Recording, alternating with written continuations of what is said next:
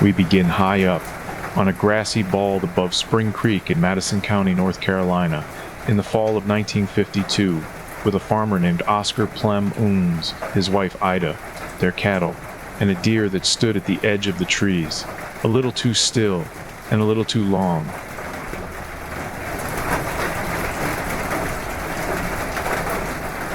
My grandfather ran beef cattle on a bald in Madison County, North Carolina, a good hour's climb above the community of Spring Creek. If you have never seen a bald, it is a strange and gentle thing, a mountain top that grows grass instead of trees, a meadow set down where a forest ought to be.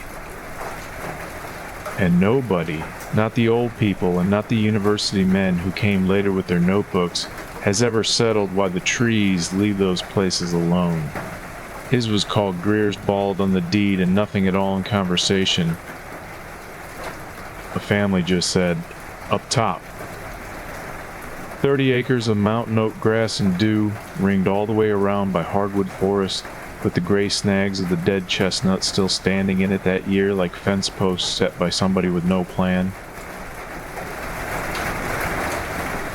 His name was Oscar Plem, Uns, and in 1952 he was 51 years old, a quiet man with a bad shoulder from a hay fall, and a habit of answering questions the day after you asked them.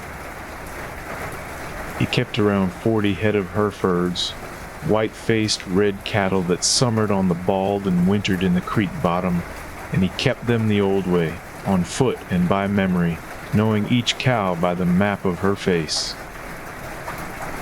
The house sat just under the lip of the bald, on a bench of level ground his own grandfather had cut, so that the pasture rose behind it and the world fell away in front of it, ridge behind Blue Ridge, all the way to Tennessee. I need to tell you about that fall in particular because 1952 was the dry year. The old people still dated things by it when I was a boy. The springs that had never failed anybody failed that August. Spring Creek itself ran thin over its stones, and the tobacco came in early and light, and the woods turned color 3 weeks ahead of themselves out of plain thirst. By October the mountain was rust and bone gray, quiet in a way my grandfather said he could feel through his boot soles. Dry leaves tell on everything that moves. Nothing walked in those woods that fall without announcing itself. Which is the first thing that troubled him about the deer, though he did not name it as trouble for a long while. It never made a sound coming or going. It was simply there or it was not. He saw it first in the middle of October. An evening he was carrying the milk bucket up from the barn. The light was almost gone, the sky still holding a little orange over Tennessee, and at the tree line on the east edge of the bald, maybe 200 yards above the house, a deer stood at the edge of the timber. He took it for a buck at that distance, big-bodied, head up. Nothing strange in that. Deer came onto the bald every evening of the world to graze the margins. What made him stop with the bucket in his hand was that this one was not grazing. Its head never went down. It stood with its front legs braced a little apart, a stance no deer holds for long, and it was facing the house. Not the pasture, not the cattle scattered below it, not the trail the other deer used. The house. He watched it for a slow minute, and it did not move at all, not an ear, not the flick of a tail, and then my grandmother called something to him from the porch about the milk, and when he looked back at the tree line, it was gone. Dry leaves everywhere on that mountain, and he had heard nothing leave. It was there the next evening, and not the one after, and then it was there 4 evenings together. Always at last light, always at the east edge, where the timber came nearest the house, always facing downhill, toward the windows. My grandmother Ida noticed it before he ever said a word to her, which tells you something about both of them. She was drying supper dishes at the kitchen window and said, without turning around, that there was a deer up top that watched the house of an evening, and she didn't care for it. My grandfather allowed that he'd seen it. She asked him what kind of deer stood in one spot for the better part of an hour. He said he didn't know, and that was the truth, and they left it there.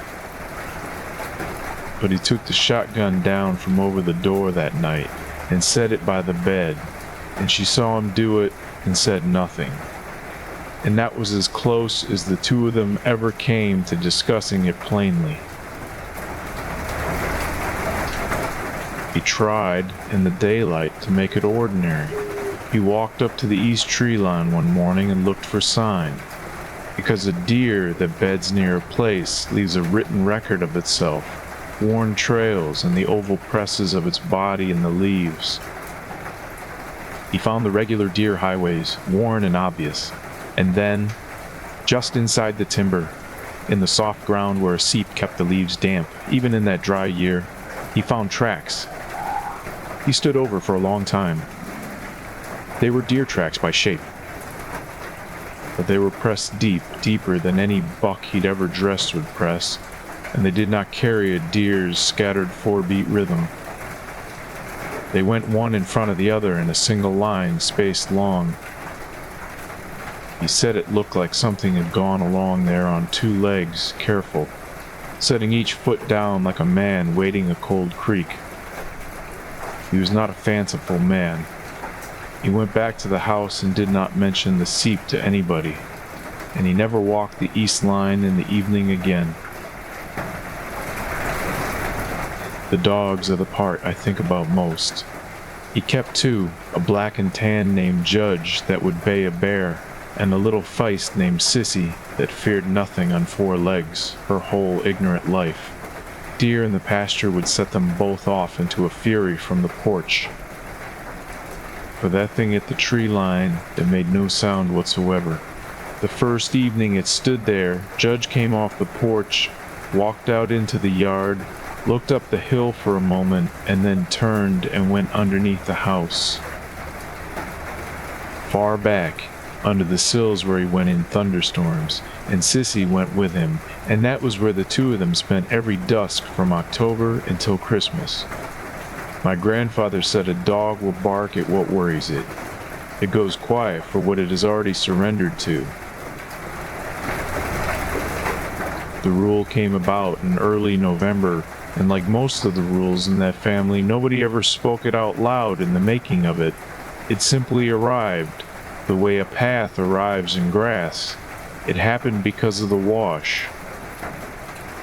My grandmother was out at the clothesline at dusk, later than she meant to be, unpinning sheets, and she felt a particular stillness come over the yard that meant it was standing up there. And she looked, and it was, nearer than the tree line now, 20 yards down into the open grass, half in shadow. Its head was wrong. She never would say much more than that. The head sat too high off the shoulders, as if the neck had an extra length folded away in it somewhere, and its eyes took the last of the western light, flat and pale like window panes, not the warm green a deer's eyes give back.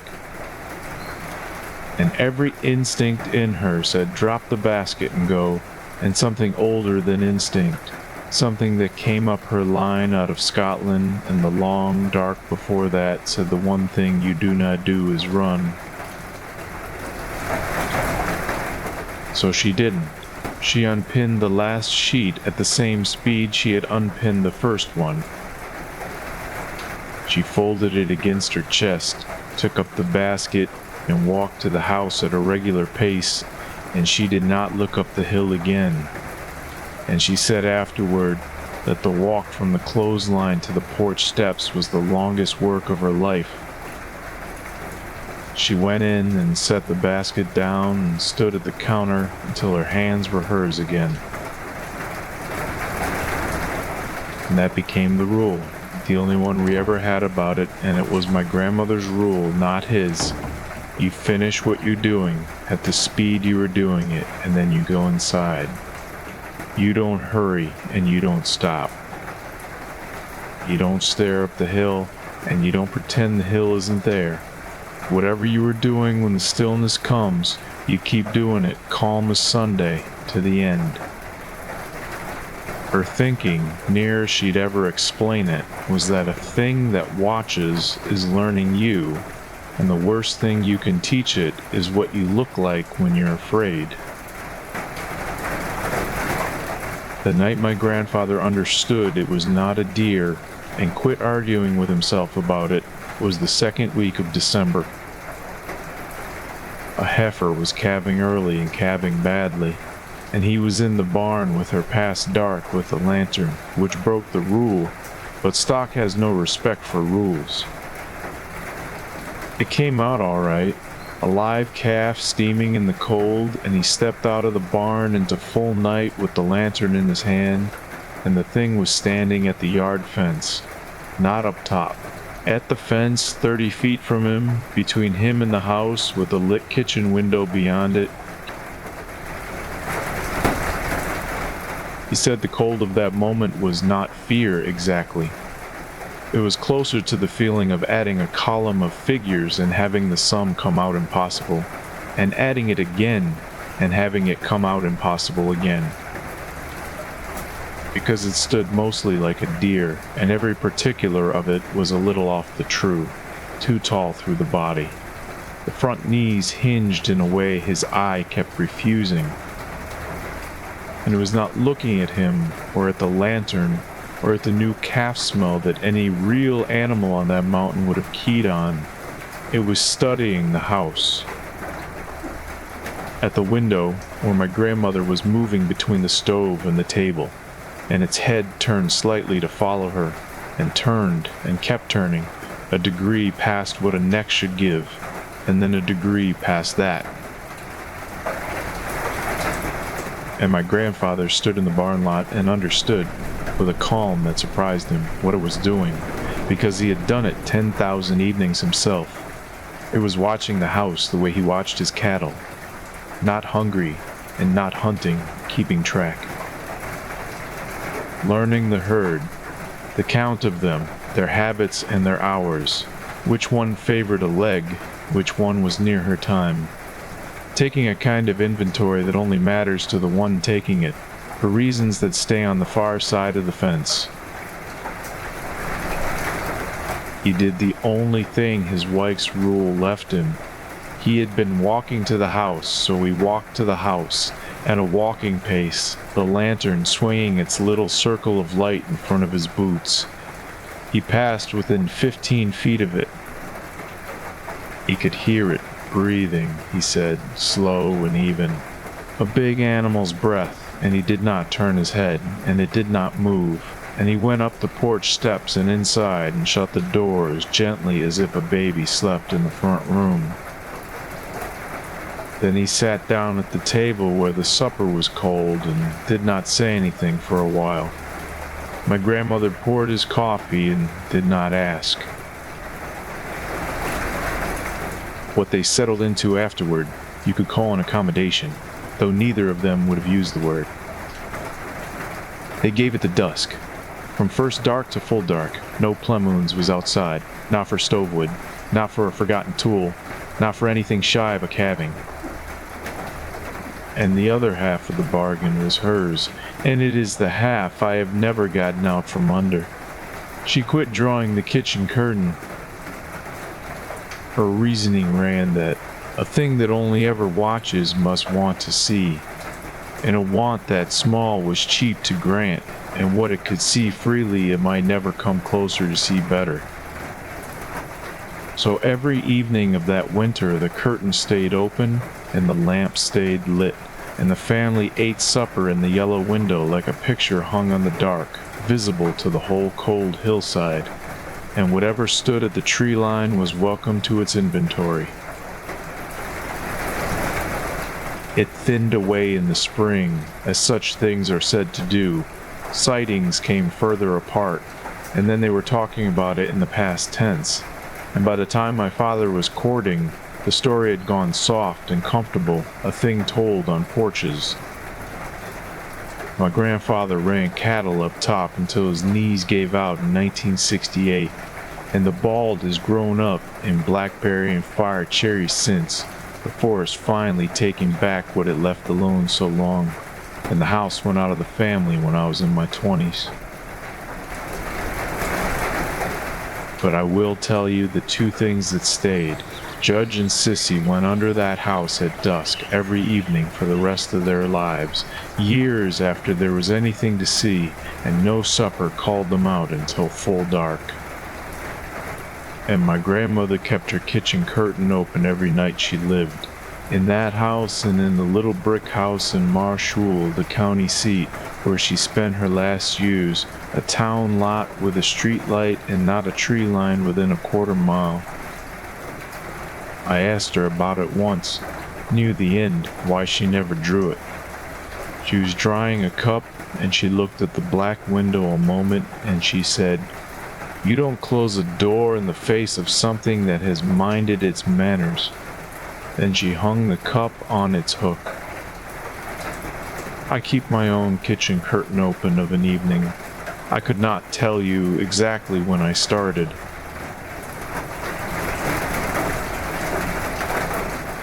So that was Oscar and Ida Plem Unz, who ran cattle on that high bald above Spring Creek. A deer that was not quite a deer took to standing at the tree line at dusk, watching the house the way a farmer watches his herd, and the family learned to finish their work at an even pace and give the thing its hour. Ida kept her kitchen curtain open so it could see what it came to see, and by spring it had thinned away, though the open curtain stayed a family habit long after. Our next account comes down out of North Carolina and over into Clay County, Kentucky to a February morning in 1931 in a holler off Goose Creek. A neighbor walked up that holler to trade for seed corn and found a warm stove, a set table, and nobody anywhere to eat what was on it.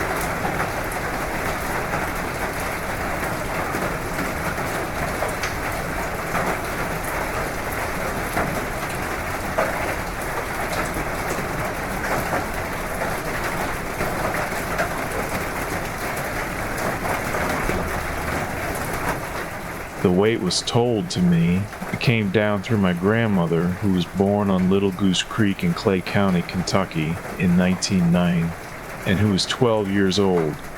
The February the Sizemore family went out of the world. She did not tell it often, and never after supper, which I took for superstition and understood later as a courtesy toward the people involved. Clay County lies in the southeastern part of the state, folded country, ridge behind ridge, and Goose Creek runs through the middle of it, a stream that had been famous once, back in the early 1800s, for the salt works that boiled along its banks. By 1931, the salt was 100 years finished, and the county lived on corn and timber and hogs, and on whatever a family could raise in the narrow bottoms and carry to Manchester, the county seat, to sell or trade. The Sizemores farmed the head of a holler that ran up off the east side of Goose Creek, a branch my grandmother called Chestnut Gap, though I have looked at maps since and never found the name on any of them. It was a long walk in, better than 2 miles from the creek road, the track rising the whole way through beech and hickory, and the standing gray skeletons of the chestnuts the blight had killed in the 20s and not yet brought down. There were 7 of them living up there. Alfred Sizemore, and his wife Nan, and Nan's mother, an old woman everybody called Granny Combs, and 4 children, the oldest a boy of 14 named Dorund, and the youngest a girl not yet 2. They were not strange people, my grandmother was careful to say. They came down to church at the mouth of the branch some Sundays and traded eggs and ginseng in Manchester, and Alfred was known as a fair hand at grafting apple trees. What was said, quietly and only among the older people, was that the land itself had a reputation. The head of that holler had come to the Sizemores cheap, and land in Clay County did not come cheap without a reason. My grandmother's father, asked about it once in her hearing, would only say that the family who had it before the Sizemores had not stayed, and the family before them had not stayed either.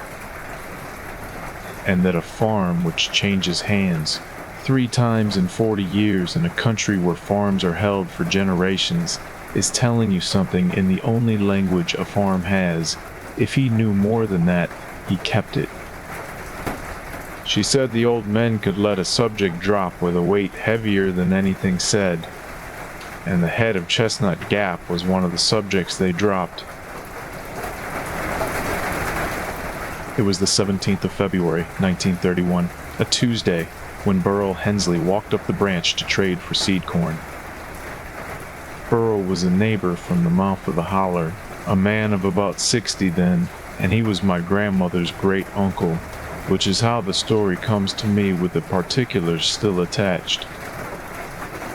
There had been a light snow 2 nights before, no more than an inch, and the weather since had been still and gray and hard frozen, the kind of February weather where the smoke stands straight up off every chimney in the county. Burl said afterward that he saw the Sizemores' smoke from half a mile down the track, rising thin and steady above the ridgeline, and thought nothing of it. A chimney smoking on a cold morning is the most ordinary sight in the world. He came up through the gap in their lower fence, past the barn, and the mule put its head over the stall door and looked at him. He noticed that, because it was mid-morning and the mule ought to have been out or working and it had not been fed. He could hear the hogs complaining in the pen behind the barn, the sound they make when the slop is late. He went on up to the house, calling Alfred's name the way a man announces himself in that country, and got no answer, and stepped up on the porch, and the door was standing open, not thrown open. Standing open, maybe a hand's width, the way a door is left by somebody who means to be right back. Inside, the table was set for breakfast, and breakfast was on it. Biscuits were still in the pan, and a bowl of gravy had the skin formed on it. Coffee was poured out in 3 cups and gone dead cold. 6 plates, and a chair pulled to the corner of the table where the baby would sit on Nan's knee. The stove was warm. Burl put his hand flat against the firebox, and it was warm. Not hot, the fire inside fallen to red coals, and by that it was judged that whatever had emptied the house had emptied it no more than 2 or 3 hours before he walked in. Granny Combs' shawl was over the back of her chair. The milk bucket stood by the door, scalded and dry, waiting to be carried to the barn, and the cow had not been milked. Burl stood in that kitchen a while, he said, and called their names, one at a time, and the house gave him back nothing but the clock. Then he went out and looked at the snow. That inch of old snow was still on the ground in the shady places and across the whole of the upper yard, and it held every track the family had made for 2 days, to the barn and to the spring house, all the ordinary business of a farm written out plain. And that was all it held. Every track began at the house and ended at the house, nothing led away. 7 people had gone out of a warm kitchen in the middle of breakfast in February most of them without their coats, for the coats were on the pegs, and the snow that took a boot print as clean as a signature had no word to say about where they went. The searching went on the better part of 3 weeks. Men came up from Manchester and from the town of Oneida and off of every branch of Goose Creek, and at the high count there were 60 of them on the ridges with lanterns and dogs. The sheriff came, and later a man from the state, and they went over the house and found no mark of any trouble in it, nothing broken, nothing taken. The money Alfred kept was in its tin. What the dogs did was the thing the men talked about least and remembered longest. The dogs would work the yard and the barn lot willingly enough, but at the fence line of the upper field, where the mown ground gave over to the woods at the very head of the holler, every dog they brought sat down. They did not bristle or carry on. They sat down and looked back at the men, and no urging would put them past the fence, and after the second day the men quit trying to make them. The older people did the thing older people did. They cooked for the searchers and walked the ridges with the rest, and to certain questions they turned their faces away. My grandmother remembered a preacher, an old man from up toward Redbird River, who was asked to hold a funeral when the searching wound down, and who would not say why, except that a funeral was for the dead and he was not satisfied. She remembered that the women stopped talking when children came into the room, which was how children in that country always knew a thing was worth hearing. And she remembered her own grandmother saying once, not to her but over her head, that ground can be quit of people, the same as people can be quit of ground, and that the head of Chestnut Gap had been quit of people 3 times in her lifetime, and had now made it 4. The farm sat empty after that. Nobody would take it, cheap or otherwise. The county tried to sell it for the taxes in 1935, and there were no bidders, not one, in a courthouse full of land-hungry men in the deep of the Depression. The house went down slowly after that. The roof first, then the porch, and the fields grew up in blackberry and sassafras, and after them the young poplars came, and the track up the branch closed over until you would not know men had ever hauled a wagon up it. People minded their business about it. Hunters worked the lower slopes and left the head of the holler alone, without ever agreeing out loud to leave it alone. It was 16 years later, in the fall of 1947, that the thing was found that should have settled it and did the opposite. A timber cruiser marking boundary for a coal company was working the far side of the ridge, a full 3 miles over broken country from the Sizemore place.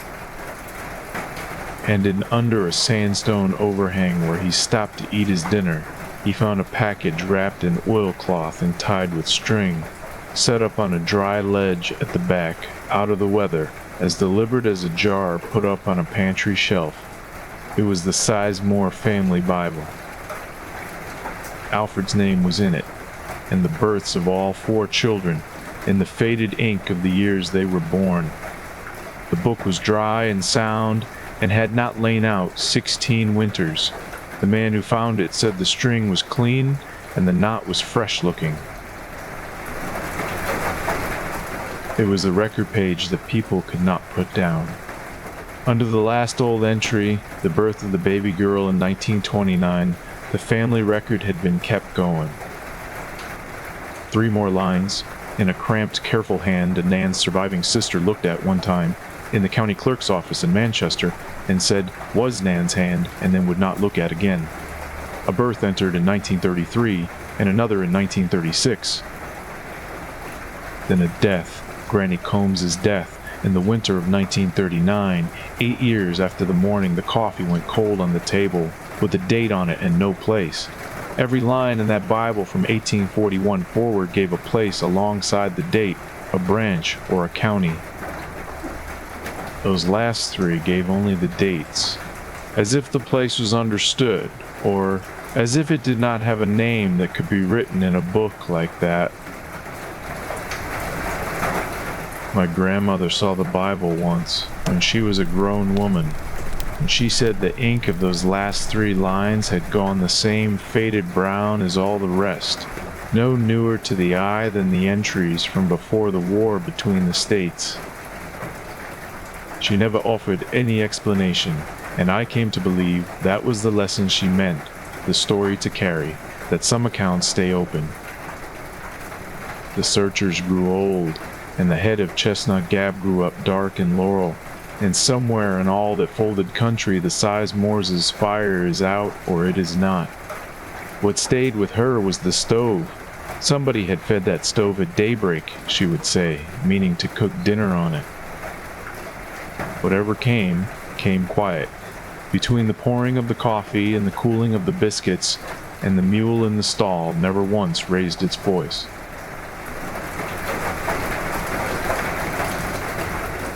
That was the Sizemore homestead, at the head of a holler off Goose Creek. 7 people gone in the middle of breakfast, the stove still warm, the snow holding their everyday tracks and showing nothing leading away, and the search dogs unwilling to pass the fence at the head of the holler. 16 years on, a timber cruiser found the family Bible wrapped dry under a ledge 3 miles off. Its record page carried on in the mother's hand for 8 more years, with dates but no places. Nothing about it was ever settled, and the old people kept what they knew of that ground to themselves. From Kentucky, we cross into Wise County, Virginia, to the years just after the war, when the party lines were new on the mountain. The lineman's family there had a porch that faced Bearpen Ridge, and on certain nights, something with a slow amber light went walking along it.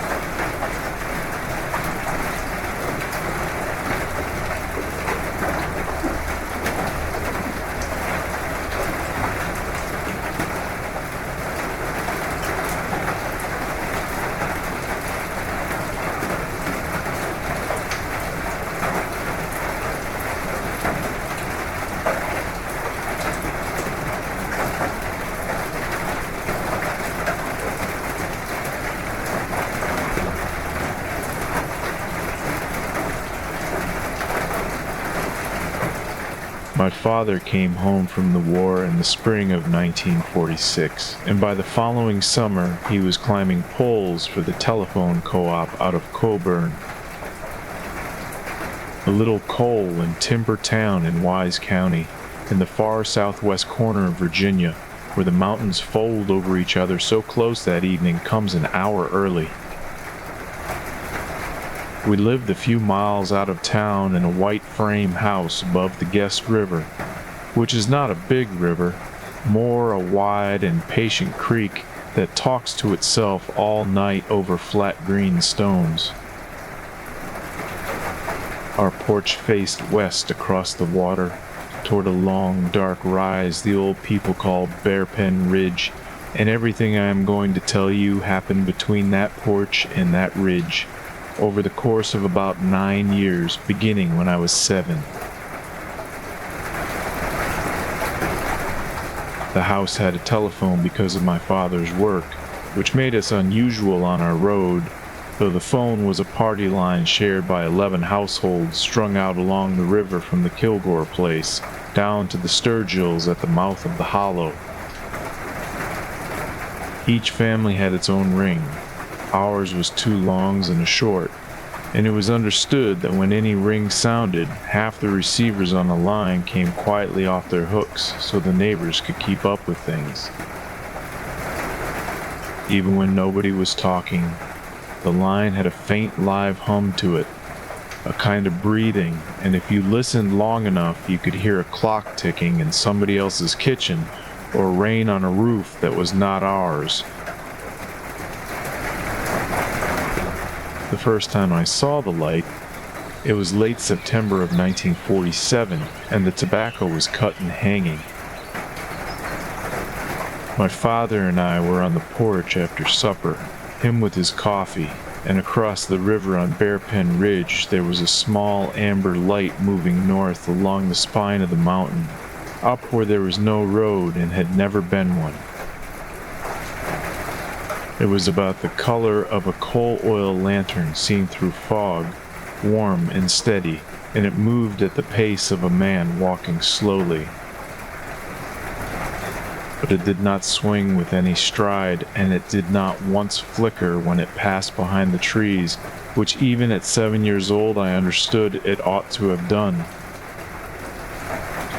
My father watched it the whole way along the ridge, maybe 20 minutes, until it went down behind the knob at the north end, and he never said a word, and the whip poor Wills, which had been calling from the pasture fence since dusk, did not start up again until it was gone. It was my mother who noticed the telephone. She had gone in during those 20 minutes to ring her sister down the line, and she came back out to the porch and stood in the doorway with her arms folded and said the line was dead. She said it was not busy, and it was not ringing through to nothing but dead, without the hum, like a shell held to your ear that has quit pretending to be the ocean. My father went in and lifted the receiver himself because dead lines were his trade, and he stood there a long moment with it against his ear, and then he set it back gently in the cradle and looked out the window toward the ridge and said the line was fine, it was just quiet. Quiet was the word he used. In the morning it hummed again like always, and my father drove the whole 6 miles of it looking for a fault, and found the wire tight and clean on every pole. The light walked the ridge, maybe 5 or 6 nights a year after that, never on any schedule we could find, not tied to the moon or the weather, and every time it walked, the line went quiet, and every time something followed. That was the part that took the community a few years to say out loud. The night the light walked in March of 1948, Ollie Sturgill's youngest came into the world a month early, small as a squirrel but healthy, and it was my grandmother who thought to look back and count. She was my mother's mother, a small, straight-backed woman named Nettie, who had come to live with us when her husband died, and she kept accounts of everything, egg money and the dates of frosts, in a composition book she kept on the shelf above the stove. She went back through her book that spring and found she had marked every night the light walked as she marked everything, and against every mark, within a day or two, there was a change on the road, a baby come early. A death, twice over, both of them old people who went easy in their beds. The Bentleys loading their truck for the shipyards in Baltimore. A man home from the army that nobody had expected to see again. The light did not seem to care whether the news was good or bad, only that the road would not hold quite the same people at the next sundown that it held at this one. My grandmother said it was like a man walking a fence line counting his gates. You would think a thing like that would frighten a community, and I suppose in a low way it did, but it was a wide, slow kind of knowing, and folks fitted it into their lives the way they fitted the weather. Men coming home late from second shift at the mines would see it from the swinging bridge and mention it at the store the next day in the same breath as frost. Old man Kilgore claimed to have watched it through binoculars and said there was nothing behind the light, no man and no lantern, just the light itself, sliding along about chest high off the ground, and after he said that, he did not watch it anymore. My mother never watched it at all. In 9 years, I do not believe she looked directly at that light one time. When it walked, she found reasons to be in the kitchen, on the east side of the house, with the curtain drawn, and if you spoke to her about it, she would answer pleasantly and change the subject with the smooth, practiced motion of a woman turning a wagon in a narrow road. Only once did she tell me why, and she told it quiet, drying dishes, not looking at me either. Her own mother, my grandmother Nettie, had been told as a girl on Tom's Creek that a light on a ridge is not a thing you see, it is a thing that sees, and that it can only learn the faces that are turned toward it. Whatever it was counting out there, my mother did not intend for it to have her face on its list. My grandmother, who had passed that warning down in the first place, did not follow it herself. She sat on the porch in her shawl on the nights it walked and watched the whole slow procession of it north along the spine and down behind the knob. And when my mother worried at her about it through the screen door, she said she was 77 years old and it was a little late to be worried about being counted. My father, being a practical man and a lineman besides, spent a fair amount of those years trying to make the light be something ordinary. He walked Bearpen Ridge by daylight more than once, all along the route it traveled, through beds of gaylacs and one laurel thicket so dense he had to go around it on his hands and knees, and he never found a path up there, nor a drop of wax or oil, nor any track in the soft ground but deer. He talked to the power company about swamp gas, and to a professor at the college in Wise about reflections. And he strung his own test line to the house so he could watch the voltage on the nights the phone went quiet. And what he found he wrote in the margin of my grandmother's composition book. "The line does not fail," he wrote. "It listens." The night it came down off the ridge was in February of 1956, deep in a still, iron-cold spell, the river low and black between shelves of ice. I was 15. The light came over the spine at the usual place a little after 9, and instead of turning north, it started down the face of the mountain toward us, unhurried, passing behind the bare trees and out again, growing very slowly from a spark into a lamp. My father stepped out on the porch without his coat. My mother went to the kitchen and stood by the stove with her back to the whole west side of the house. And my grandmother, who had been poorly that winter but not what anyone called sick, asked me to bring her shawl, and sat down in her chair by the porch rail and watched it come. It took the better part of an hour to reach the bottom, and it stopped at the far bank of the Guest River, directly across from the house, level with us, close enough that its glow laid a long amber path on the black water. It did not cross. It stood there the way a polite man stands at a gate he has not been asked through, and the river went on talking underneath it, and the phone in the front room sat quiet as a stone, and nobody on that porch said anything at all. I could not tell you now how long it stood. Past 11, my grandmother said, well, and nothing more, and got up out of her chair by herself and went into bed. Sometime before first light, the light must have gone back up the mountain, because it was not there when my father went out at 5, and my grandmother did not wake up that morning.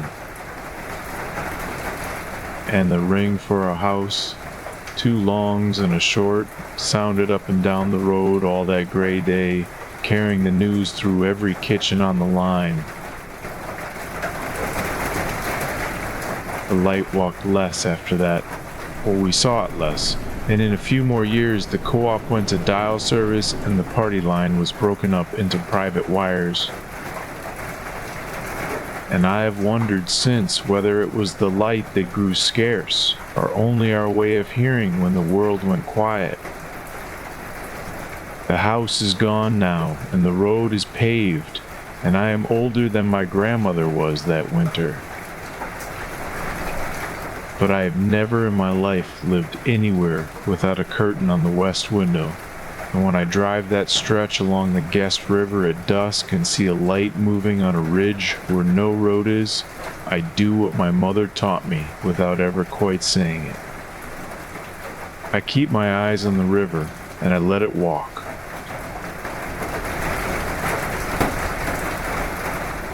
That was the light on Bearpen Ridge, above the Guest River.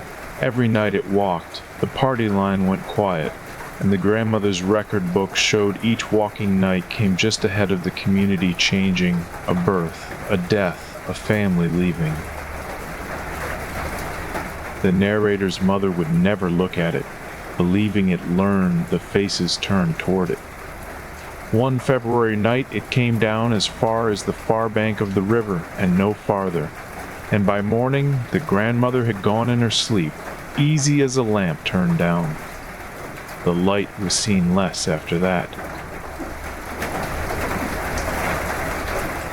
Now we go deeper into coal country, to McDowell County, West Virginia, and a company camp called Ravenford on Elkhorn Creek in 1924.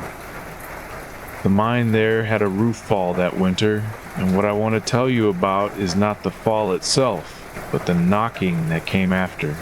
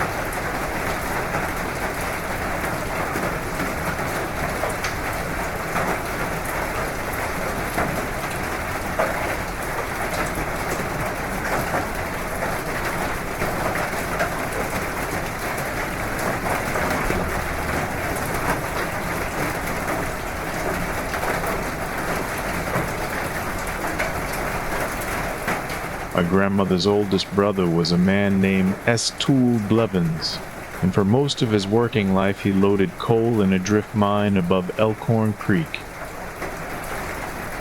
In McDowell County, West Virginia, in a company camp that belonged house and church and store and all to the Ravenford Coal and Coke Company. I never saw the place myself. By the time I was old enough to ask about it, the camp had been let go back to the mountain, and Tool was an old man in a frame house near Welch, the county seat. Sitting most evenings in a kitchen that smelled of coffee and coal smoke, and it was in that kitchen, over a good many slow visits, that he told me the story I am going to tell now, more or less the way he told it. It matters what kind of place a coal camp was in those years, because everything that happened rests on it. The company owned the houses, which were built in rows up the sides of the hollow, and it owned the store, and it paid its men not in dollars, but in company scrip. Little brass and paper tokens that were only good at the company's own counter, so that a man could work 6 days a week underground and never once hold money that would spend anywhere else on earth. The camp at Ravenford sat where a smaller branch ran down into Elkhorn Creek, and the drift mouth, the opening where the mine went straight back into the hill instead of down a shaft, sat maybe 200 feet above the houses, and the tipple, the tall wooden structure where the coal was sorted and loaded into rail cars, stood over the creek on legs black with dust. Tool said that in the evenings a man could stand on his porch and hear the whole hollow at once. The creek and the tipple settling, and somebody's dog and the whip-poor wills starting up along the ridge, and that it was, for all the company owned of it, a place people were quietly proud to keep. Tool went into the mine at 14, as a trapper boy first, opening and shutting the wooden doors that steered the air through the workings, and by 1924 he was 23 and loading coal on the day shift in a section they called number 4 entry. The roof in a mine like that, what the men called the top, was the weather those men lived under. Good top held quiet above your head for years. Bad top talked. It dribbled small pieces of slate down at the edges of the light, and it made a slow settling sound the men called working, and sometimes it hid what they called a kettle bottom, the petrified stump of the tree that had stood in the swamp before there was anything you could call a mountain, sitting loose in the rock like a plug in a tub, waiting. In the spring of that year, on an ordinary Tuesday, the top came down in number 4. Tool was there, close enough that the wind of it put out his carbide lamp and filled his mouth with dust, and far enough that the rock itself never touched him. 4 men were not so far. He would name them to me every time he told it, slowly, always in the same order, as if the naming were part of what he owed them. Berman Toller, French S. Tepp. A young Sizemore boy, whose first name I have lost. And an older Hungarian man the camp called Big Andy, who had a wife and a garden of peppers. Nobody else in the hollow knew what to do with.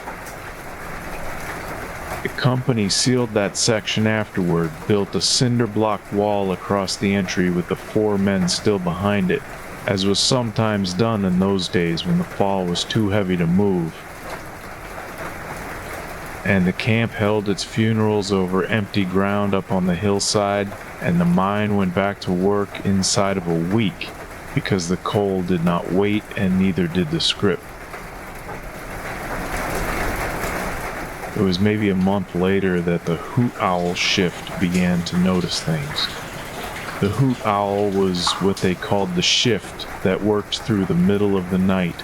A small crew that kept the pumps running and moved timber and got the sections ready for the daymen. And a mine at that hour is quieter than most people will ever have occasion to learn. Just the drip of water finding its way down through the mountain and the far-off knock of the pump and your own breathing inside your own small circle of light. A motorman named Cecil Justice came around the turn toward the sealed entry, and there in front of the new block wall, set on a ledge of rock as neat as a lamp on a mantel, a carbide light was burning. Nobody on the shift had set it there. Nobody would own to having been down that entry at all. Cecil carried it out with him at the end of the shift, and the men passed it around in the lamp house in the gray of the morning, and it was an ordinary lamp. Company issue, except that no one could say whose it was, and the flame had been trimmed low and even, the way a careful man trims a flame when he means for it to last.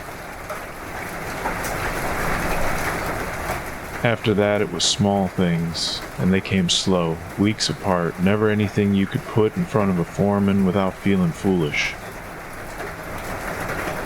Tools went back to the wrong hooks in the tool house, an auger where the picks belonged, a breastplate hung where somebody's dinner bucket ought to have been.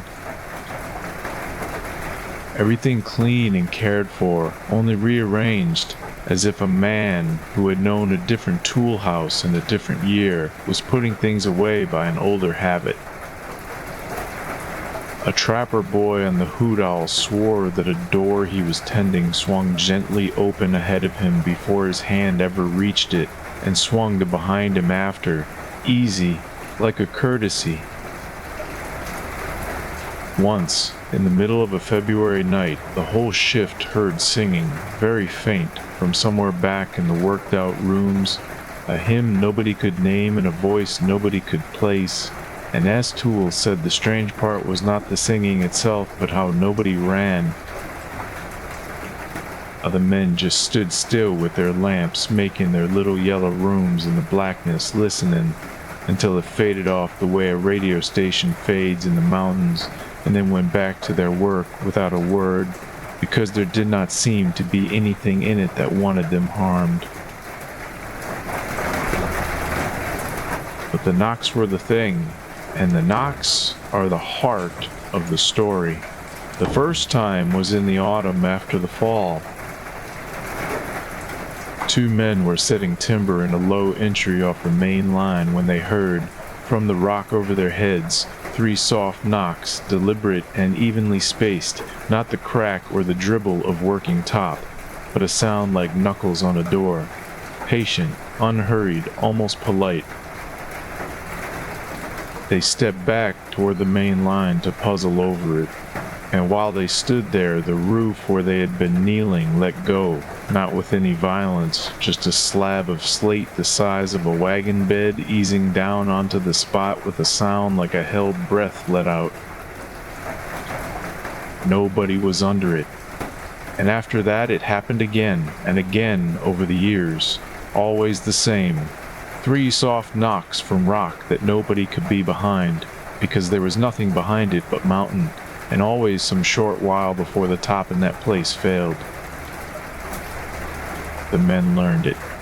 They did not talk about it much, and never up in the daylight, but a hoot owl man who heard 3 knocks gathered his tools without hurry, and moved out to the main line, and had himself a smoke. And the day crews learned to ask the night crews, casual as asking about whether anything had knocked. The camp came to an arrangement, though nobody ever called it that, and nobody ever wrote it down. Men on the hoot owl took to leaving a little something at the block wall of the sealed entry, a corner of cornbread from a dinner bucket or a few fresh lumps of carbide, and once, at Christmas, an orange from the company store, which in script was no small gesture. The women of the camp, who were not supposed to know anything about it, kept Big Andy's widow in garden help and stove wood for years without ever once being organized to do so. Nobody whistled in the mine, though miners never had. Some of the older men going past the sealed entry at the start of the shift would touch the wall, just lay a hand flat against the cinder block for a step or two, and Toole, when he told me this part, laid his own hand flat on the kitchen table to show me, and left it there a while. I asked him once, being young, whether it did not frighten him. Working all those years in the dark was something that knocked. He thought about it longer than I expected, and then he said that a mine was full of sounds that meant you harm, and that the knocks were the only sound down there that ever once took his side. Whatever was behind that rock, he said, had been where the four of them were, in the last second when the top lets go, and it had decided, or they had decided, that no one else in that hollow would come to that second unwarned if knocking could help it. The dead of that camp had dug beside the living for years, he said, and he could not see why a wall should end the habit. He did not believe the knocks were a warning, exactly. He believed they were a kindness, which he said was a different thing, because a warning is about danger and a kindness is about you. The Ravenford mine worked another 30 years and closed in the 50s, and the company pulled its rails and let the houses go, and the mountain, which had been waiting the whole time, took the hollow back a porch and a fence post at a time, rhododendron closing over the paths and the creek running clean again under the stumps of the tipple. The driftmouth was sealed with rubble and dirt as the law came to require, and whatever kept the old habit is in there yet, behind more walls now than one, with nobody left to knock for. Toole lived to be nearly 90.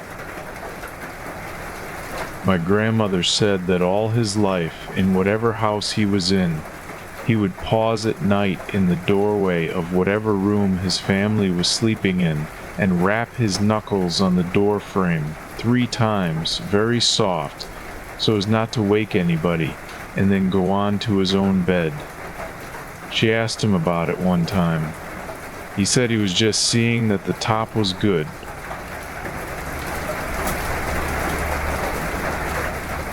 That was Toole Blevins' account of the Ravenford camp.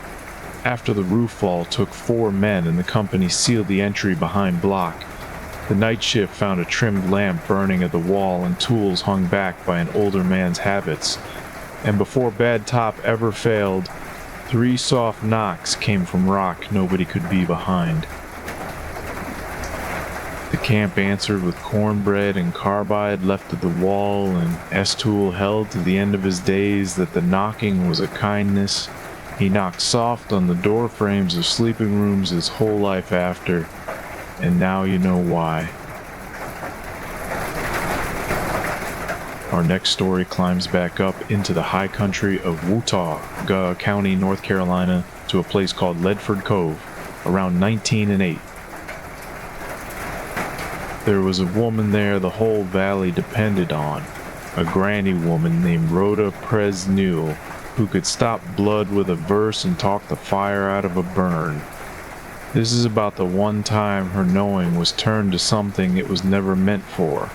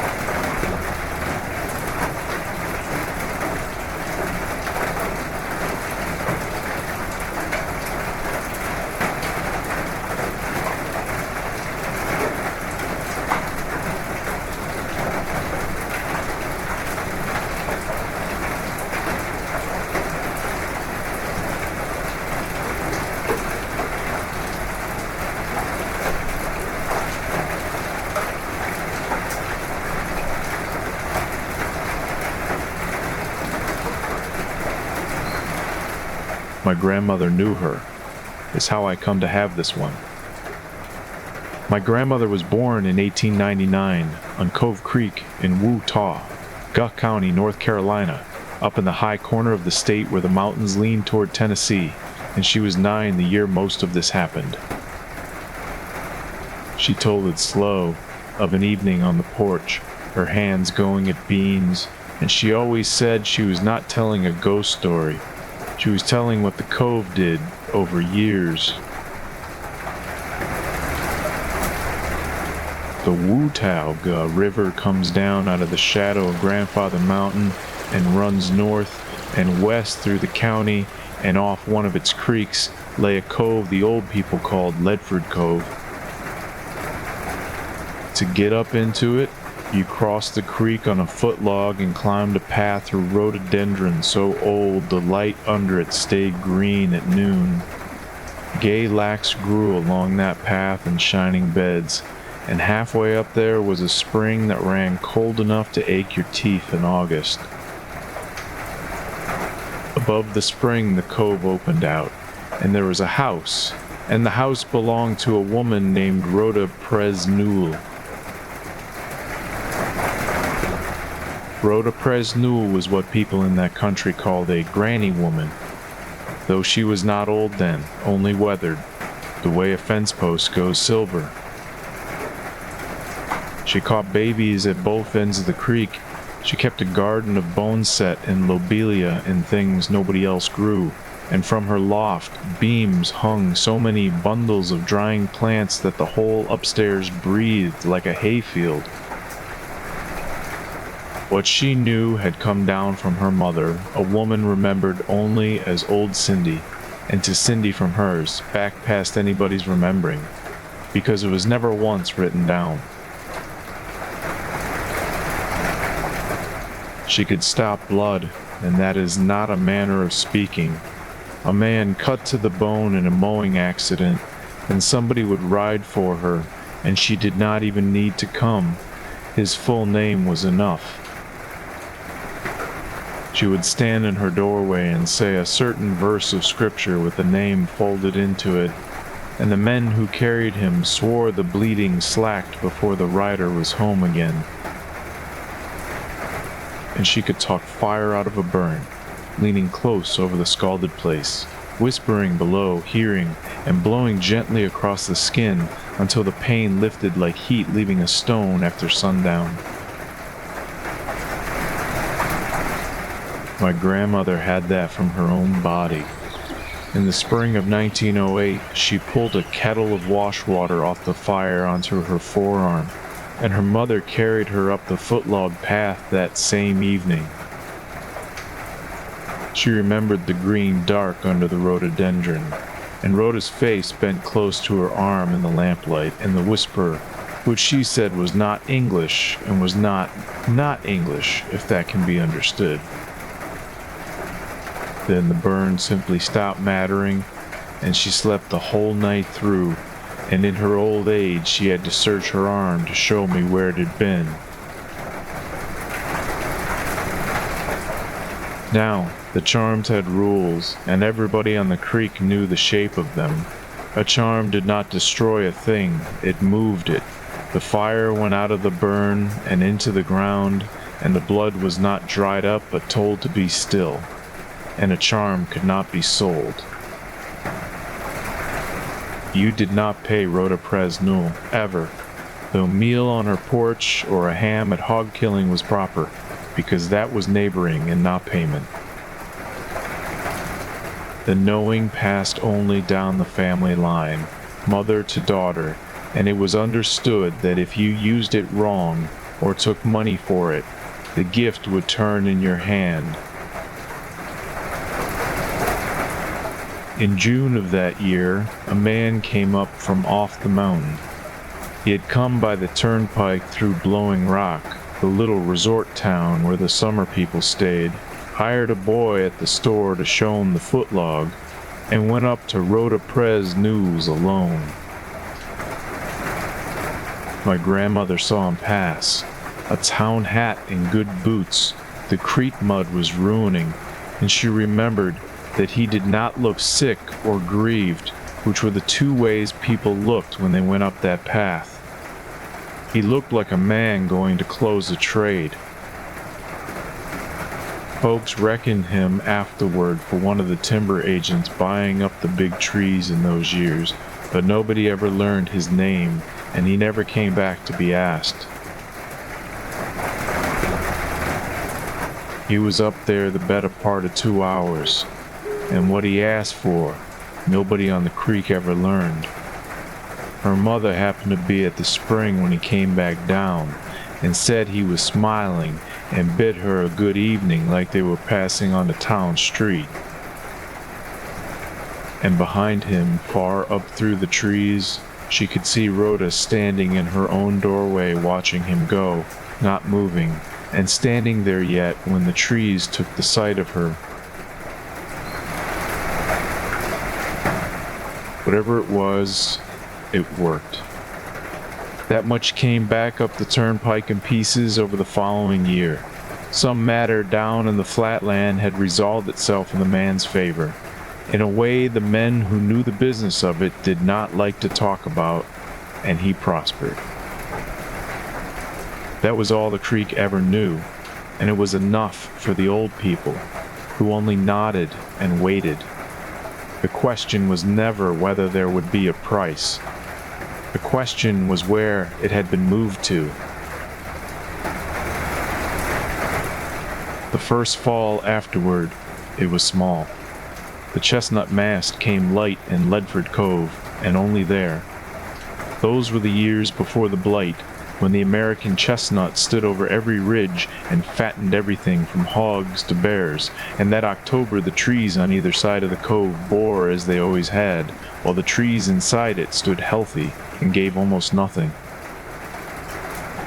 And the first hard frost, which had always come to the cove last of anywhere on the creek, because the cove held the day's warmth like a cupped hand, that year came to the cove first.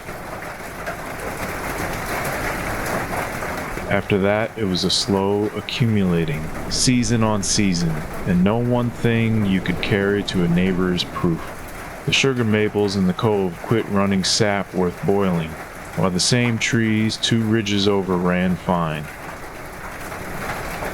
The spring by the path took to running faintly warm in January, so that snow would not lie over it in a wide circle.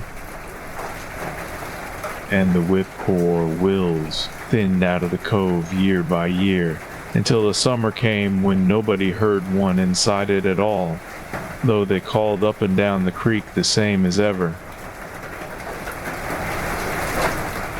Rhoda never spoke to it, but she was seen to work at it. She walked the cove boundary in the early mornings, and more than once she was seen kneeling at the warm spring with her hands flat on the wet ground, the same as she laid hands on a burn. She went on catching babies and stopping blood and talking out fire for the whole creek, the same as ever. You could not have pointed to one thing the woman had lost. It was the place that was paying. The seasons of that one cove had been pulled off true, the way a door sags after the house shifts, still a door, still opening, never again hanging plumb, and every year a little more. She had one daughter, a quiet girl called May-Dee, and through those same years she was teaching her, verse by verse and plant by plant, the blood words and the fire words, because the line had to go on. May-Dee healed people on that creek into the 1950s, and my grandmother had it from May-Dee's own mouth, the 2 of them old women shelling beans on the same porch, that her mother had taught her everything. Everything, May-Dee said, but the one. She knew there was one more, because a child raised in that house knew the shape of what she was not being shown. She asked for it just once, in the 1920s, when Rhoda was beginning to fail and the teaching had the feel of a thing being finished. Her mother looked at her a long while with no anger in it, and said that some things were not for handing down. Some things you carried out with you, she said, so the ground could close over them. That was all the answer Matey ever got, and being her mother's daughter, she never asked again. Rhoda Prez Newell died in the winter of 1931 in the house in the cove, with May Dee sitting up beside her. By then, the blight had come into Gaw County, and the great chestnuts were dying on every ridge, and the old people marked quietly that the chestnuts in Ledford Cove had failed years ahead of all the rest. Matey told my grandmother one more thing, late in her life, and my grandmother would only tell it in the daytime. Near morning on that last night, her mother, who had not spoken in a day, turned her face to the cold window that looked up the cove and said the charm. Said it once, clear and unhurried, to the dark outside, to no living person. Matey never repeated it, but the words went into her whether she wanted them or not, and she carried them the rest of her life and never once said them out loud, not even alone, to be sure of never saying them to anything that might be listening. Nobody lives in Ledford Cove now. The land went to a timber company and then to the government, and the path is under 50 years of rhododendron, and I am told the footlog is long gone. But the spring is still there, and men who hunt that drainage will tell you that snow still will not lie over it, and that there is a stretch of the cove floor where the frost comes first in the fall and leaves last in the spring, backwards from every cove around it. My grandmother held that the ground up there was still paying on the trade in the only coin the ground has, which is seasons. And when she finished telling it, she would say the same thing in the same unbothered voice, her hands still going at the beans. A gift will feed the whole creek and never run dry, she said. It is only when you sell it that somebody, somewhere, has to settle the bill.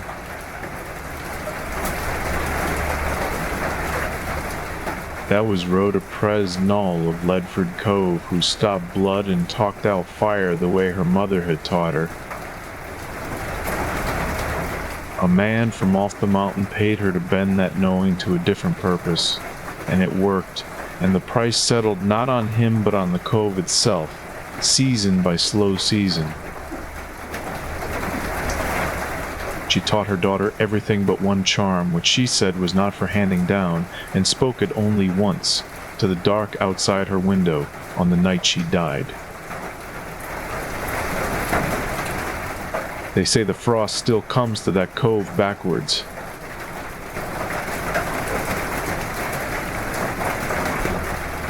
From the coves we come down into the wide bottom land of Greenbrier County, West Virginia, where Muddy Creek runs through some of the best dirt in the state.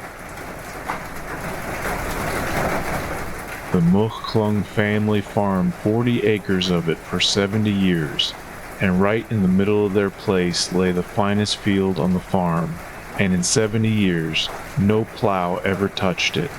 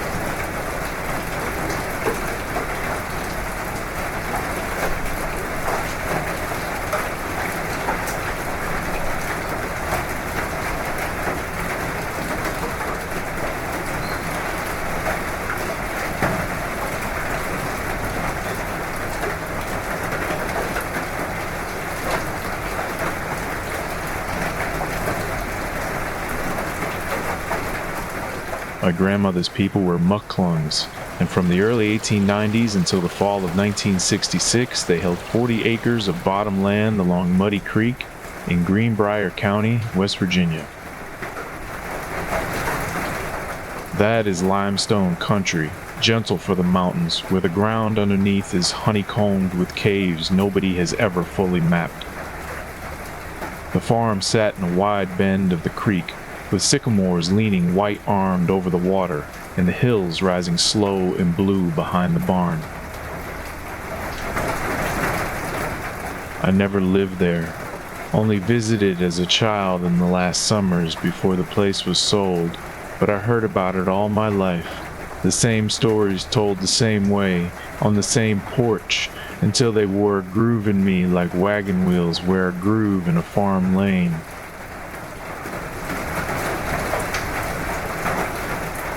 It was good land, and the mucklungs knew it was good land, and they said so often. In the flat, proud way farm people compliment dirt. The creek bottom grew corn tall enough to lose a man in, and the lower meadow made 2 cuttings of hay in a fair year and 3 in a wet one. Every acre earned its taxes, my grandmother said, the plowing and the planting and the mowing and the gathering in, the whole slow wheel of the year turning over that bend in Muddy Creek.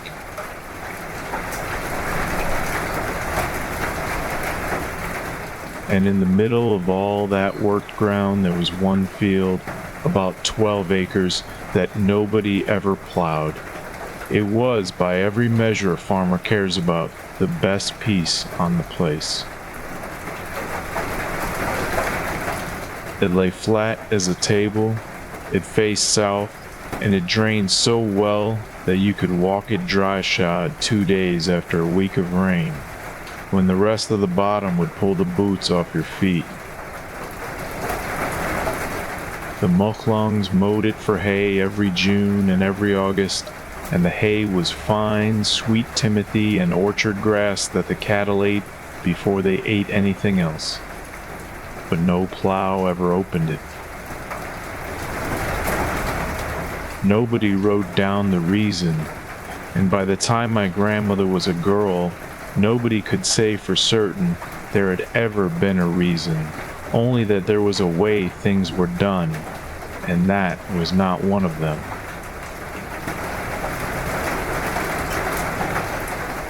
Her grandfather, Ansel Mucklung, bought the land in 1893 from an older man named Tuckwiller, whose family had been in the county since before the courthouse burned.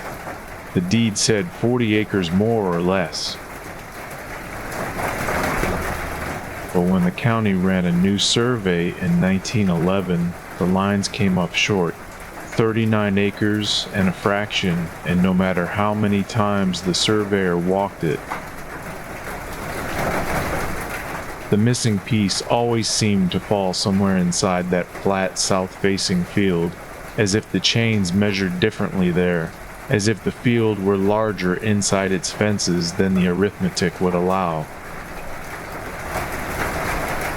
The county let it stand, and Ansel paid taxes on 40 and never argued. My grandmother said he told it as a joke on the surveyor, but she noticed, even as a girl, that he told it quietly, and that he never laughed at the end.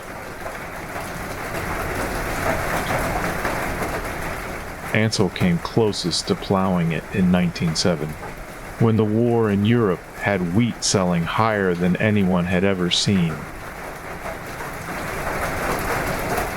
He hitched his breaking plow to his good team one April morning and walked them down the lane to the gate of that field, and he stood there a while with the line slack in his hands. My grandmother, 7 that spring, watched from the garden fence, and she said he stood long enough that the horses began to doze. Then he turned the team around and broke the steep, worn-out hillside above the orchard instead, ground that fought him for every furrow, and he never said one word about it at supper, and nobody asked.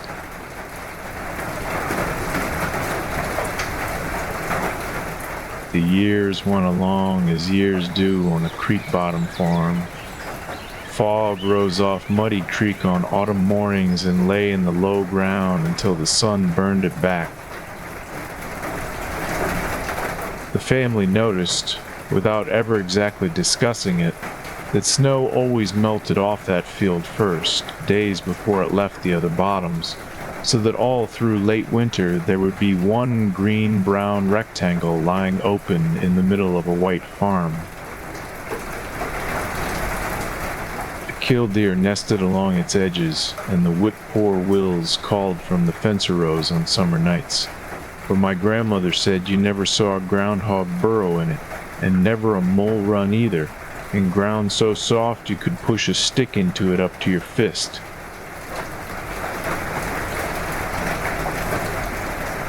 Her father, Cobble Machklung, had his own almost. In the lean years of the early 1930s, when the family fed itself out of the garden and the smokehouse and precious little else, he decided 12 flat acres of corn might carry them, and he said so at the table. He limed the lower meadow and the far pasture that spring, and each time he started toward that field, something small turned him aside, a spreader axle that cracked, a rain that came early, a heifer through the fence. Nothing you could call a sign, and nothing anybody spoke of as a sign, only a season's worth of ordinary interruptions laid end to end until the line was gone and the field still stood in grass, and Cabell stopped mentioning corn.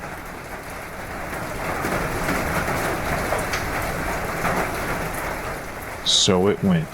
One generation and then another. The field mowed twice a summer and otherwise left to itself. The cattle grazed it in the fall after the second cutting, but the old people noticed they never bedded down in it.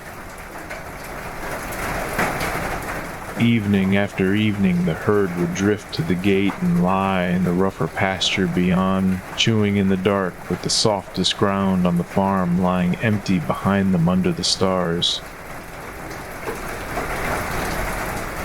Fence posts set along its border heaved out of the ground, a little more each winter, tilting outward, always outward, and mending that line was a regular spring chore.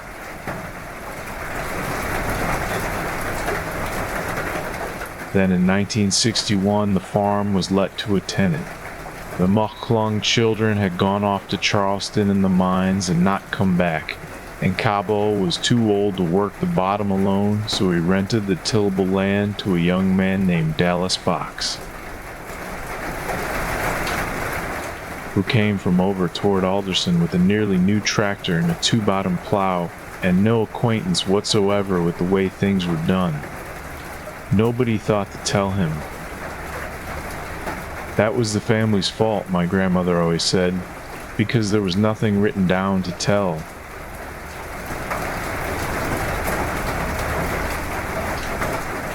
One still April morning, Dallas Fox drove his tractor through the gate of that field, set his plow, and cut a furrow into ground that had not been opened since before the deed was written. He got about 40 yards. He did not hit rock, and the tractor did not falter, and nothing rose up, and nothing made a sound. He simply stopped in the middle of the field and sat a while with the engine idling. Then he lifted the plow and backed the tractor the whole way to the gate, following his own wheel tracks in reverse rather than turn around in it.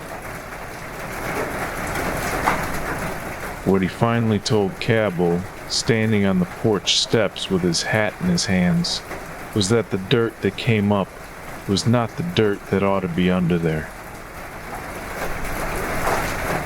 It turned up black and cold, he said, cold on a warm morning, and it smelled like November, like leaf rot and first frost, in the middle of April with the redbud blooming along the creek. He said the furrow behind him had looked less like broken ground than like something open that had been meant to stay shut, and he asked Cobble not to speak of it around Alderson.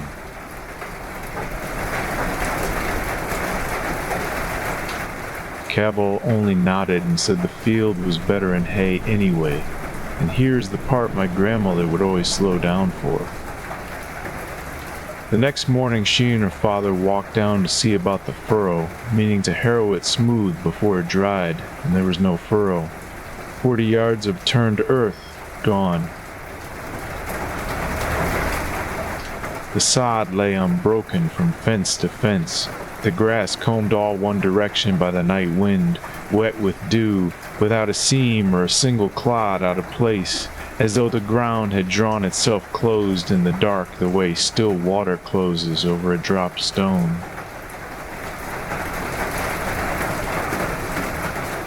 Dallas Fox farmed the rest of the place for 3 more seasons and mowed that field for hay like everyone before him. The farm was sold in 1966 to a cattle company from Lewisburg, the county seat, and the family scattered as families do. My grandmother went back only once, in the middle 1970s, and she did not stop at the house. She only slowed the car on the state road along Muddy Creek, and there was the field, standing in grass, fresh mowed, the windrows lying in long pale lines in the evening light. Whoever owned it then had never met a mucklung and never heard of Dallas Fox. And still the field was in grass, and still it was mowed, and she said that settled something in her, though she never said what.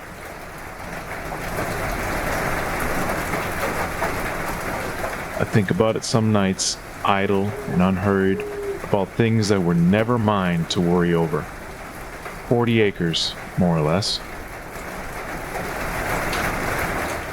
I remember the smell of cut timothy drying in that bottom, and the creek talking to itself under the sycamores, and the light staying in that one field after the rest of the farm had gone to shadow.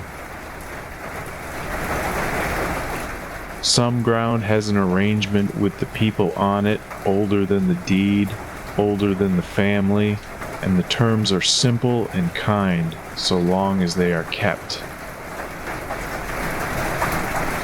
The field gets mowed in June and mowed again in August, and the underneath is left to whatever season it is keeping down there. Where the grass roots end and the limestone begins, and the water moves slow through the dark of the hill, and everything that is shut stays shut, and everything sleeps.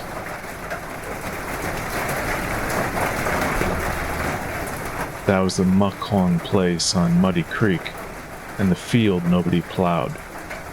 4 generations mowed it for hay. The surveys never could make its acreage come out right, and every mucklung who set out to break that ground was quietly turned aside from it.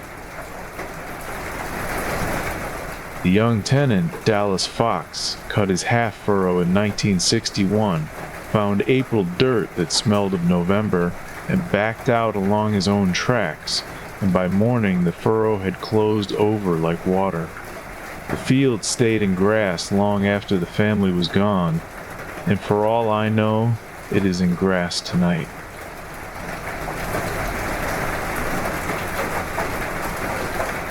Now the rain carries us into Tennessee, up above the Obed River Gorge in Fentress County, to a timber camp in the winter of 1936, and a young sawyer named Ellis Crabtree. The men in that bunkhouse had a game they played after the lamps went out, if you could call it a game. They would knock on the wall, and the dark timber would knock back.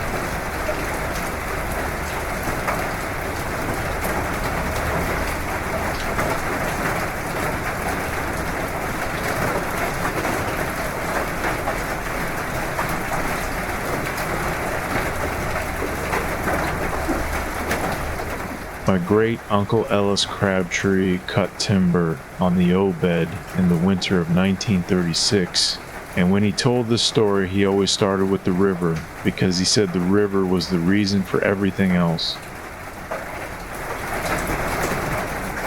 The O-bed is a plateau river in Fentress County, Tennessee, up on the Cumberland Plateau, where the land runs flat for miles and then drops away all at once into gorges you cannot see until you are standing at the lip of them.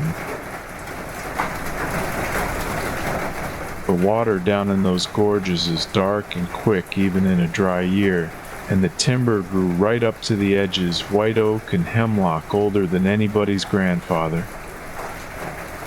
Ellis was 19 that winter. He told it to me on his porch 50 years later, and he never once told it as a frightening thing. He told it like weather.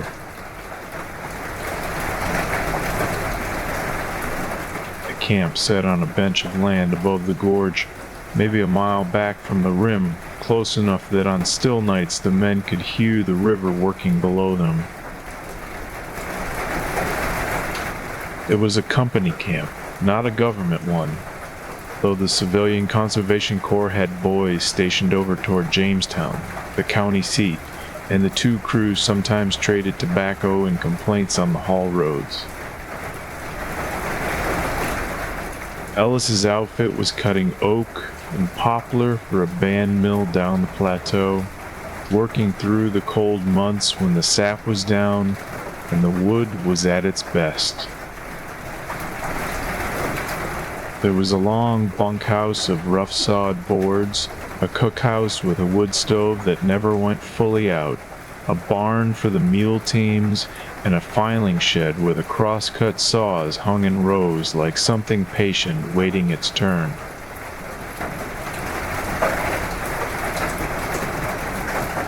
The days had a shape that never varied, and Ellis said the shape of them was most of what he remembered.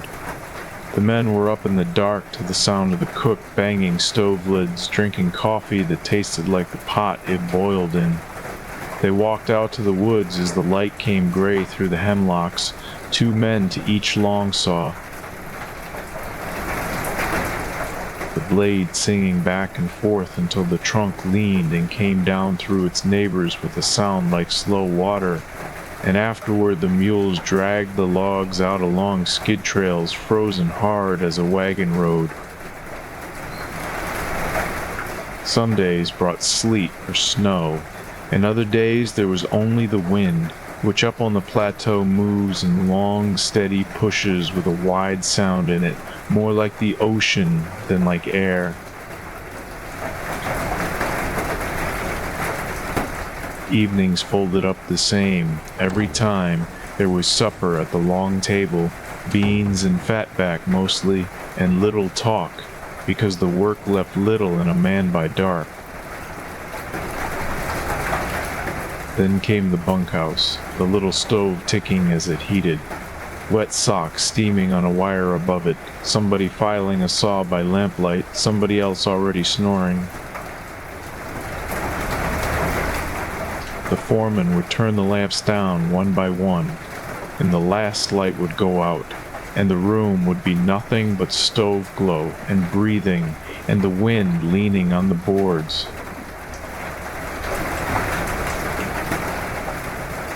It was in that dark, his first week in camp, that Ellis learned about the knock.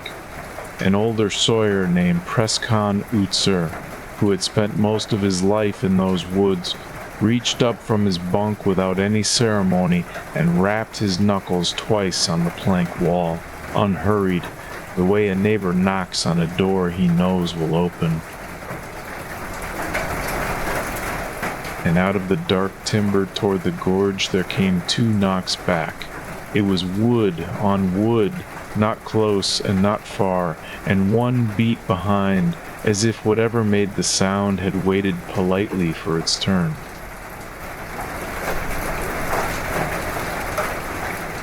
Ellis said he sat straight up in his bunk, and nobody else in the room so much as rolled over. Press told him to settle down and go to sleep. The knock had been answering at that camp since before the bunkhouse had a roof on it, he said, and at other camps along the Obed before that. It answered the same count it was given, always one beat behind. It never came closer to the buildings than the timber line, and it never troubled the mules or the cookhouse porch. The men knocked to it some nights just to be sociable, and some nights nobody knocked at all, and it never seemed to mind either way. The older hands did not discuss what it might be, and Ellis came to understand that this was not fear but manners.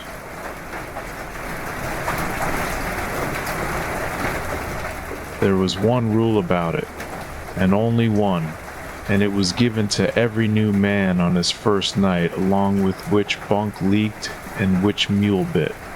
The rule was this: never knock a count you were not willing to hear again.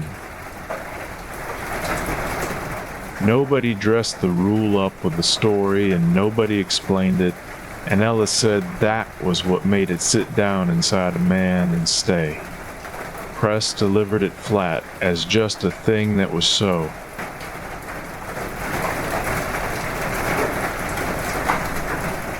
Now Ellis was young, and being young he was curious, but he told me his curiosity never fixed on the thing itself. On whatever stood out there in the hemlocks was something hard in its hand. What caught him, what he lay turning over on the long February nights, was the beat in between, the little piece of time after a man's knuckles left the wall and before the answer came out of the timber. It was one beat, always one beat, and he wanted to know what that beat was made of.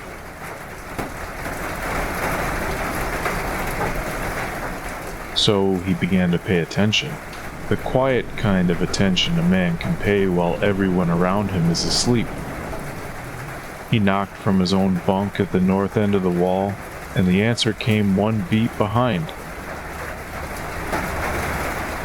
He knocked another night from down by the door at the south end, 60 feet along the building, and the answer came one beat behind from what sounded like the same stand of trees. He knocked when snow was falling thick and when the wind pushed hard out of the west, and the beat did not stretch and did not shrink. It was not an echo, because echoes hurry, and it was not distance, because distance would have shifted. The beat belonged to the answer itself, the way the grain belongs to the wood.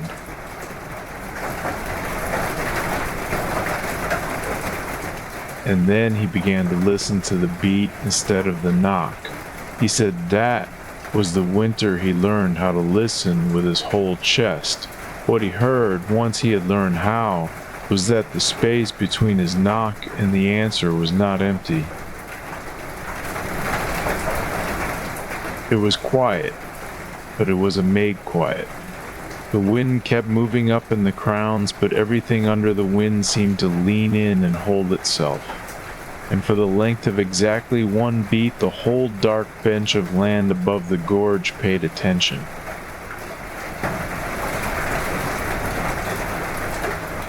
One night late in February, with old snow crested on the ground and the moon somewhere behind clouds, Ellis waited until the stove had burned down to a dull red eye, and every man in the bunkhouse was long asleep.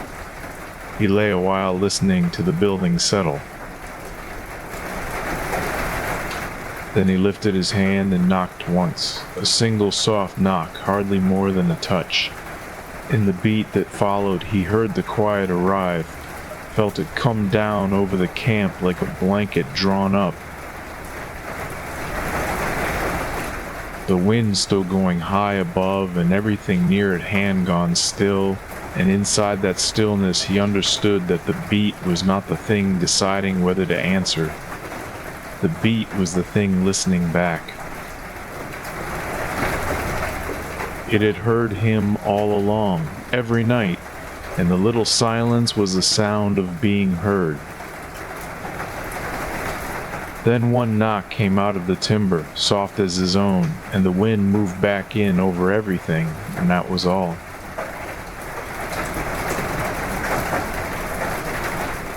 He never tried to learn anything more after that night.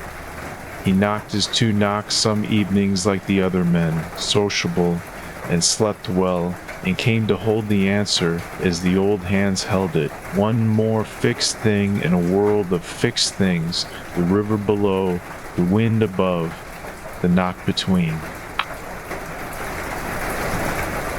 The camp cut through 2 more winters, and then the good timber was gone, and the company moved the outfit off the plateau, and the bunkhouse boards went into somebody's barn, and the woods along the Obed grew back slow, as plateau woods do.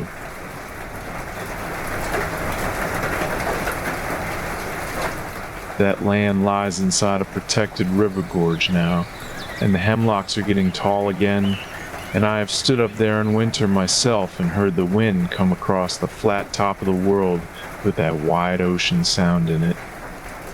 My great-uncle lived to be 91.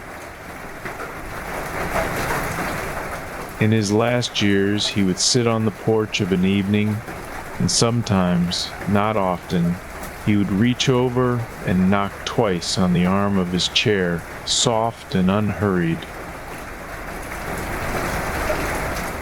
And then he would wait through one long beat with his head tilted a little, and whatever he heard or did not hear, he kept to himself, looking out at the tree line, content.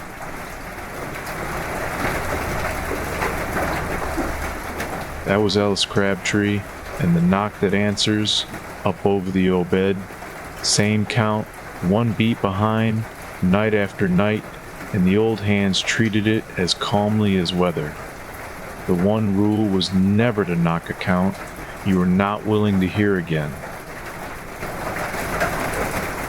Ellis got curious about that beat between the knock and the answer, and on one still February night he came to feel the pause was simply the sound of being listened to, and he let the matter rest. He carried those 2 soft knocks with him the rest of his long life.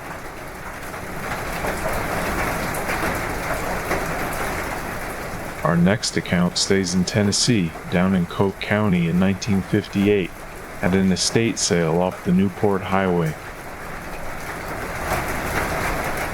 A farmer there made a trade that looked fair on its face, his father's railroad watch for a dead fiddler's instrument, and the dead man's family stood at the fence and watched him carry it to the truck without saying one word. It was the quiet of them that he remembered after.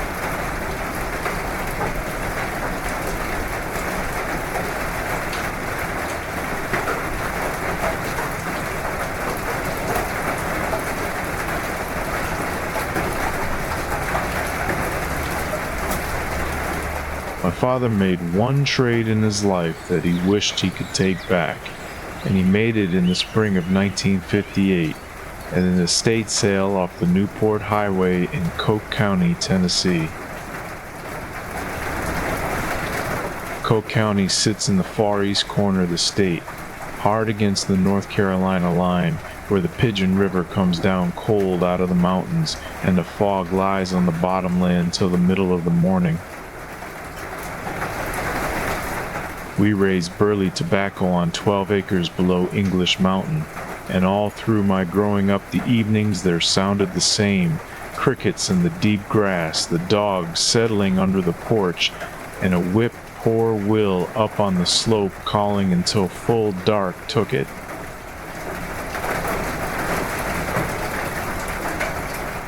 What he traded away was a pocket watch, and the watch is why the trade mattered. It had belonged to his father, who braked 22 years for the Southern Railway out of the Newport yard, and it was a Hamilton, a railroad grade watch, so true that neighbors set their clocks by my father's word. On Sunday evenings he would let me hold it to my ear, and the tick of it was the steadiest sound I knew, small and even and unhurried, going on about its work in the dark of my hand.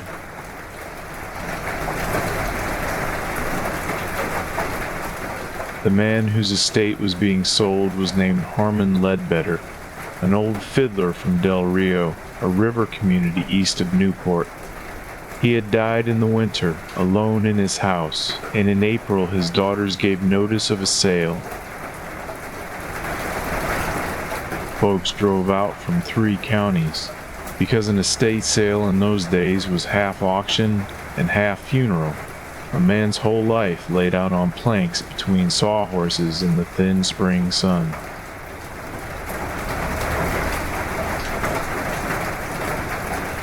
The fiddle came up last.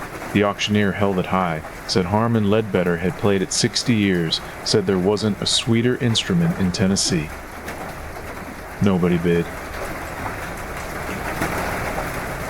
He dropped the price twice, and men who had known Ledbetter all their lives only stood looking off at the ridgeline as if the weather interested them. My father had come out that day for a hay rake, but he had wanted a fiddle since he was a boy, and he couldn't bear to see a thing that fine go begging. And when the auctioneer said the family would sooner take a fair trade than let it pass, my father's hand went to his bib pocket before he had rightly decided anything.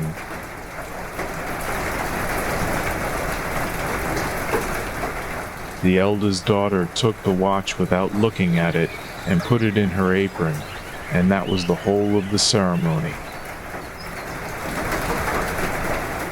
When my father carried the fiddle across the yard to the truck, the Ledbetter family was standing along the fence, and they turned their heads together to watch him go, quiet as people watching a casket loaded. He tipped his hat, and not one of them moved, and he thought about that fence line the whole drive home, down the river road with the case riding on the seat beside him like a passenger.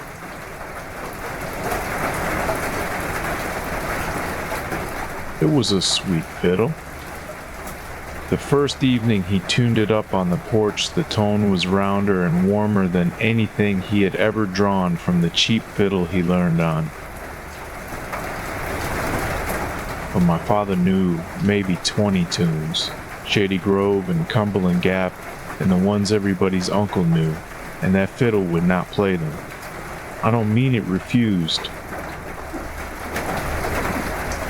I mean he would start in the Shady Grove, and somewhere in the second pass his fingers would go where he hadn't sent them, and the tune would lean off into something older, in a tuning he never remembered setting, and he would come to the end not knowing what he had played, or how he had known to play it.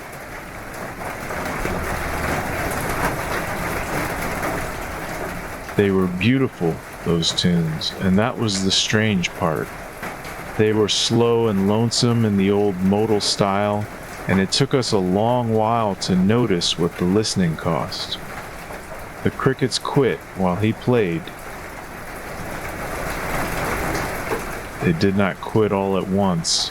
They thinned out gradual, the way a rain tapers off, until the fiddle was the only sound on the place. The dogs came out and sat in the yard facing the dark, and when the tune ended, the quiet would hold on a minute or two longer than it had any cause to.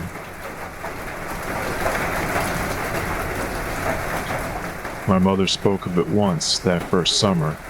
She said the house had gotten quiet around that fiddle, and my father allowed that it had, and neither of them said anything more. That was the custom in our family. A thing got mentioned once, and then it got lived with. The wall clock seemed to tick softer in the room where the fiddle hung. Company stopped lingering past dusk, and we all slept deep in that house, deeper than we ever had, and nobody said that either.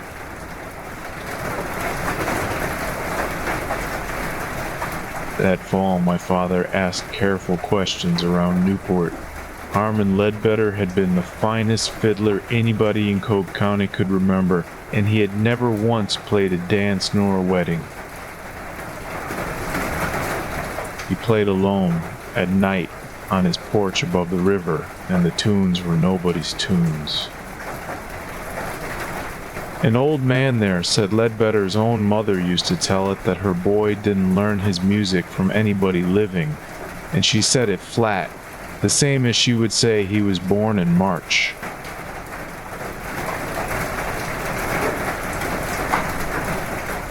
In the winter, my father drove out to Del Rio to give the fiddle back. He found the eldest daughter at her place on Long Creek and told her he would trade back even, no hard feelings, to watch for the fiddle.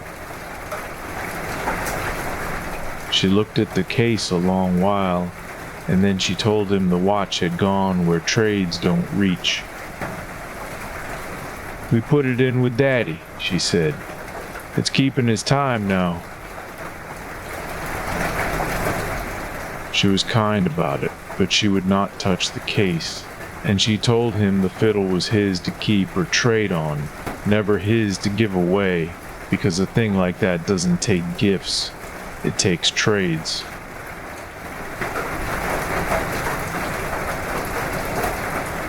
There were men who would have given good value for a fiddle that sweet, dealers up from Knoxville, strangers, but my father had stood at a fence line once himself on the carrying away side of it, and he would not put another family on the porch step side, listening to their crickets go quiet and saying nothing. So it hung on the wall, and he played it less and less, and the house stayed hushed around it the way a church stays hushed on a weekday.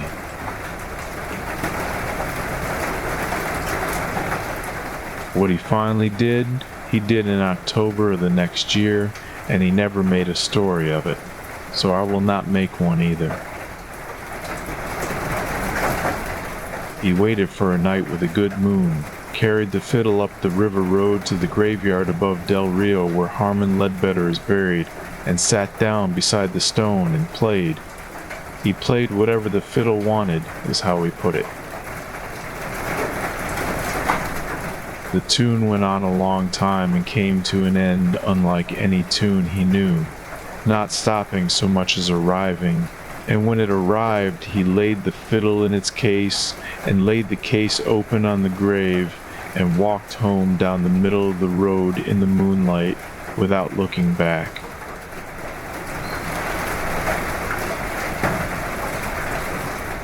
Nobody in Del Rio ever spoke of finding it.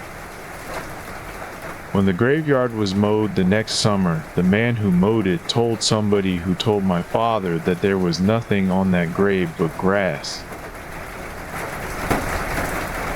Whether the family took it in or it went along wherever the watch had gone was never settled, and my father was content to leave it so. A trade is a debt with two ends, he said. and he had carried his end back as close to the other as a living man could get.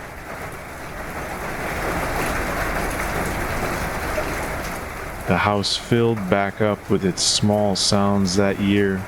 The clock ticked plain again in the front room, and the whip poor Will took up its old post on the slope. My father eventually bought a plain watch, and though he never said it kept poor time, the neighbors quit setting their clocks by him.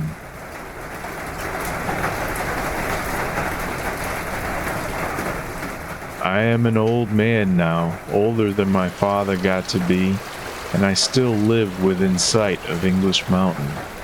Some nights, when the fog comes up off the river and the whip poor Will has gone quiet, I lie half in and half out of sleep, and I hear fiddling far off from down toward Del Rio, so faint it may only be the creek talking over its stones. I've never gotten up to listen closer, because my father traded fair for that music and carried it back fair, and it owes us nothing, and we owe it nothing.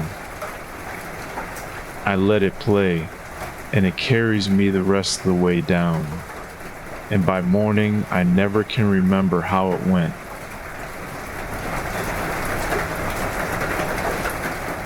That was the even trade down in Coke County. The fiddle played sweeter than anything the man had owned, but only tunes he had never learned, and the house grew quiet around it in a way the family stopped speaking of.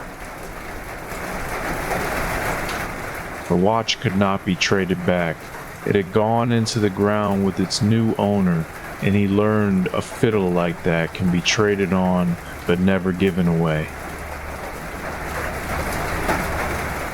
So he carried it to the fiddler's grave by moonlight, played it through one last time, and left it lying there. And the house slowly got its small sounds back.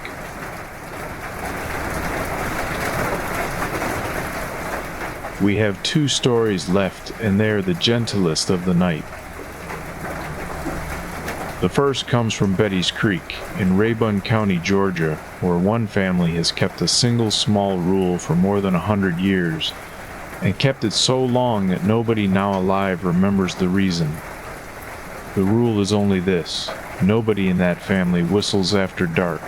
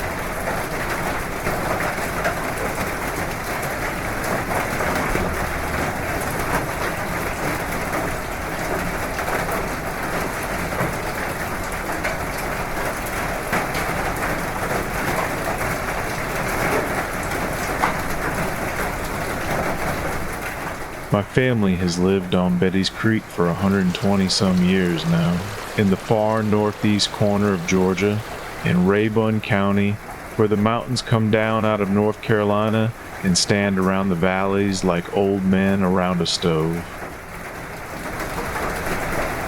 The creek runs past the house I grew up in, and past the house my grandmother grew up in, which are the same house, added onto twice, and it makes the same sound tonight that it has made under every conversation my people ever held on this porch. I am sitting on that porch now, with the last of the light going violet over the ridge, thinking about the one rule my family keeps that has no reason left inside it. Nobody in our family whistles after dark. That is the whole rule, and nobody alive remembers why.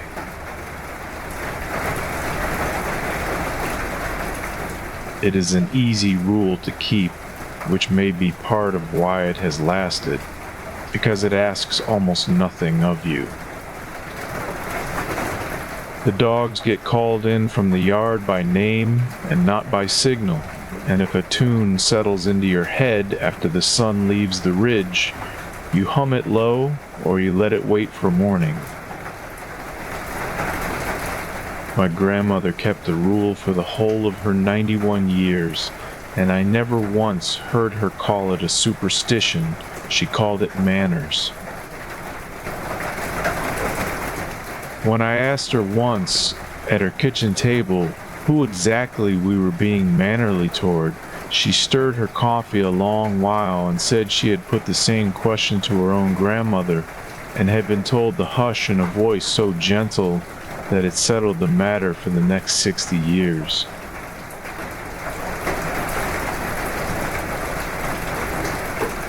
What we know about where the rule came from would fit on the back of a seed packet. It began with my great-great-grandfather, a man named Arloon Keener, who farmed the bottomland along Betty's Creek at the turn of the last century, when Rayburn County was mostly corn and chestnut timber, and the town of Dillard down the valley was a general store and a scattering of houses a person could count from horseback.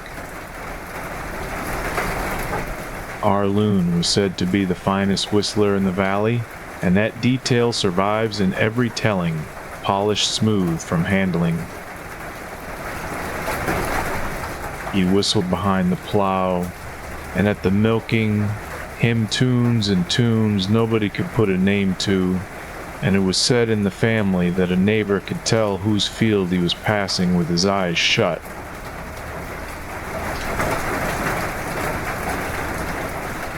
Then, in the fall of 1900 or 1901, depending on which cousin is doing the telling, Arloon walked home after dark from Dillard. 5 miles up the creek road with the laurel standing black on both sides of him, and whatever kept him company on that walk, he never named it. He came into the house pale and quiet, the story goes, and sat down close to the fire with his coat still on, and from that evening until the evening he died some 30 years on, nobody ever heard Arloon Keener whistle again, in daylight or in dark. He asked one thing of his children, and he must have asked it in a way that took root, because it is still growing. After the sun goes down behind Black Rock Mountain, the high wooded mountain that closes the west end of our valley, the whistling stops.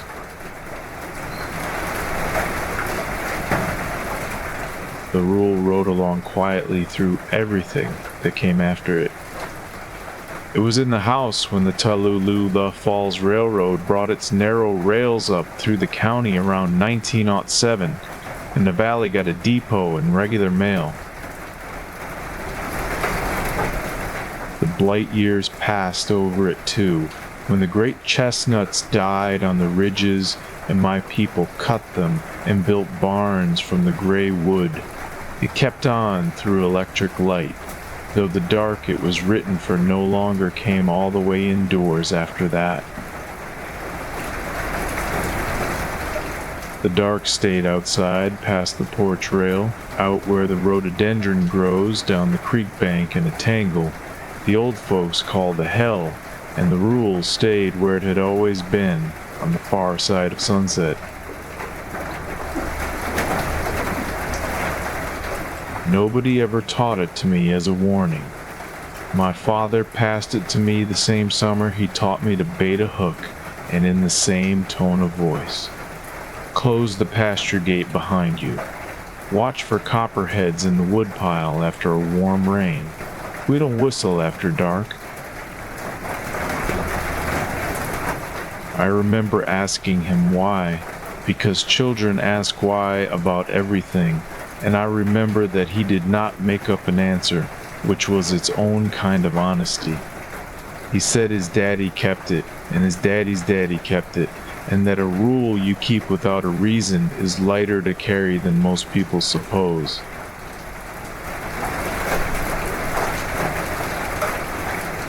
The one person who might have known the reason was my great-aunt Nell, Arloon's youngest daughter, born in the front room of this house in 1898.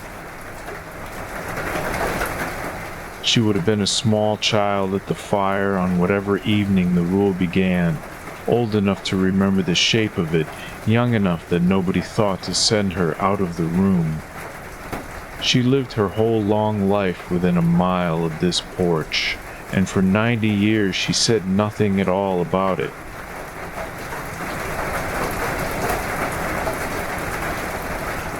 Then one August evening in her last summer, when I was 9 or 10 and the two of us were shelling beans into a dishpan on this porch, a whip-poor-will started up across the creek, saying its own name over and over into the dusk, and Aunt Nell-U's hands went still in the pan.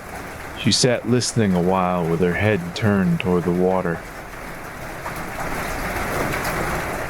Then she said, in the same voice she used for reciting scripture, that her daddy's whistling had been answered once, from up the creek in the dark, note for note, by something that did not seem to know the tune had an ending.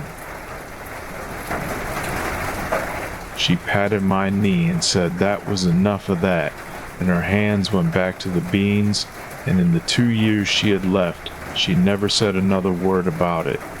I have carried that one sentence for 40 years now, and it has never once made me afraid.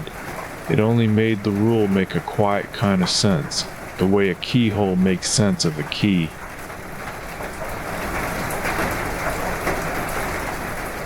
Every old family in these mountains keeps something like it. There is a family over toward Persimmon, the next community west of us, that leaves the porch light burning until the last car is home, and a family up at Raybun Gap, where the last one awake says goodnight to the house itself, out loud. Nobody asks them why. The mountains are full of small courtesies whose occasions have been forgotten, and no harm has ever come of the keeping.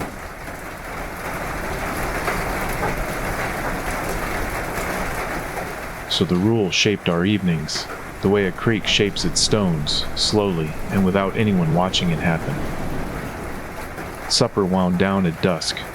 Music moved indoors and got quieter, my grandmother humming over the dishwater, my father picking his guitar soft. The nights here were never silent, only mannerly, the crickets carrying on and the creek talking to itself below the pasture, and all of it seemed to belong to an agreement that our family had signed so long ago that the paper was lost and only the signature remained.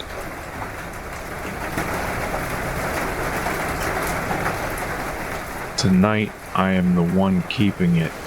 The house behind me is dark and settled, my own children asleep upstairs in the room that was my father's, and the creek is saying what it has always said.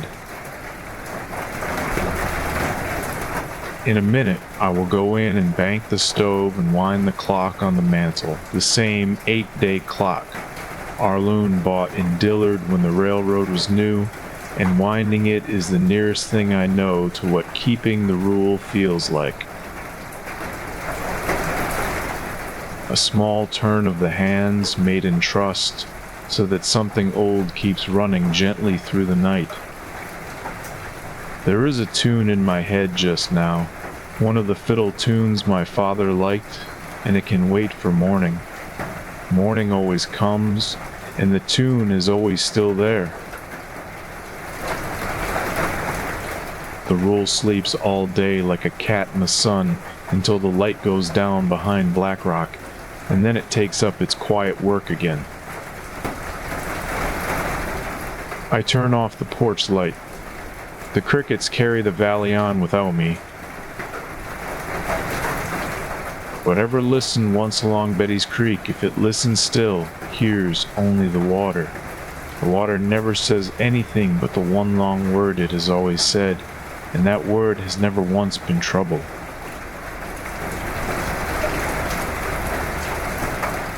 That was the rule they keep on Betty's Creek. It began around 1900 with our loon Keener, the finest whistler in the valley, who walked home from Dillard one fall night and never whistled again. His daughter let go of just one sentence of the reason in all her years, that his whistling had been answered from up the creek, note for note, by something that did not know the tune had an ending. The family keeps the rule still, without fear, the way a clock gets wound each night, and no harm has ever come of the keeping.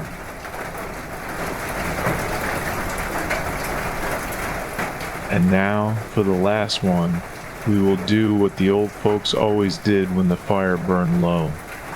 We will tell the first story again, slower, the way you tell a story that everyone already knows and wants to hear anyway. Back up on the high bald in Madison County, where the cattle are settled, the lamp is lit, and something is standing at the edge of the trees, watching a warm window.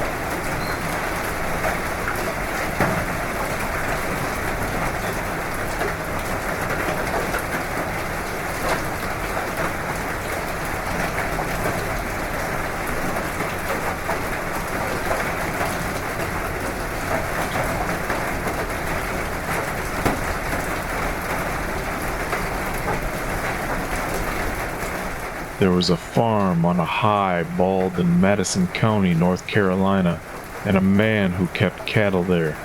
And at this hour of the night, that is very nearly all a story needs to be.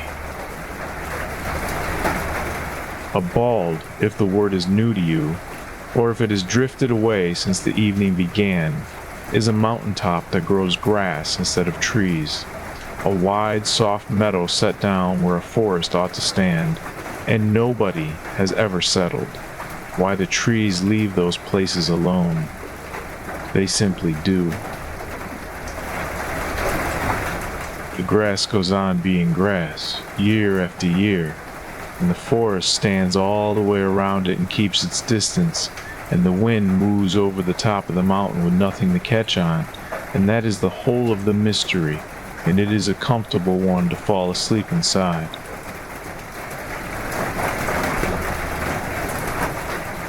The man was named Oscar Plem Unz. He was a quiet man in his 50s, with a shoulder that ached before rain and a way of answering a question the day after it was asked. He kept white-faced red cattle, Herefords, about 40 of them, and he kept them the old way, on foot and by memory, knowing each cow by the map of her face. His wife was named Ida. Their house sat on a bench of level ground just under the lip of the bald, so that the pasture rose up green and open behind it, and the world fell away blue in front of it, ridge behind blue ridge, all the way out to Tennessee and the weather coming or going.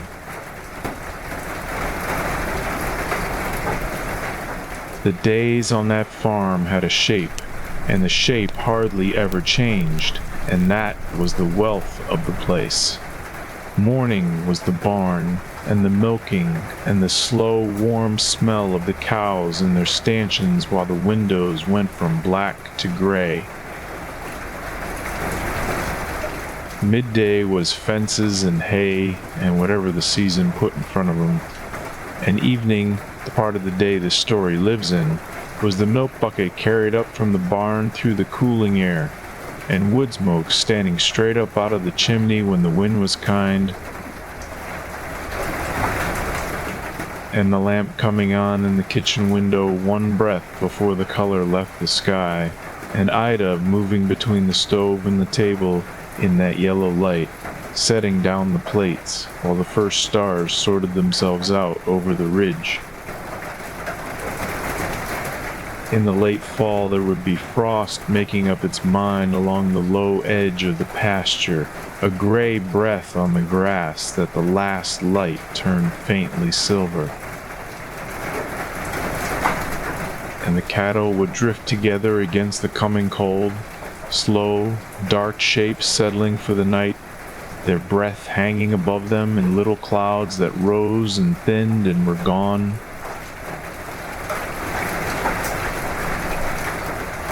And in one particular fall, the dry one, the one the old people dated things by ever after, a deer took to standing at the edge of the trees at dusk, up at the east side of the bald where the timber came nearest the house.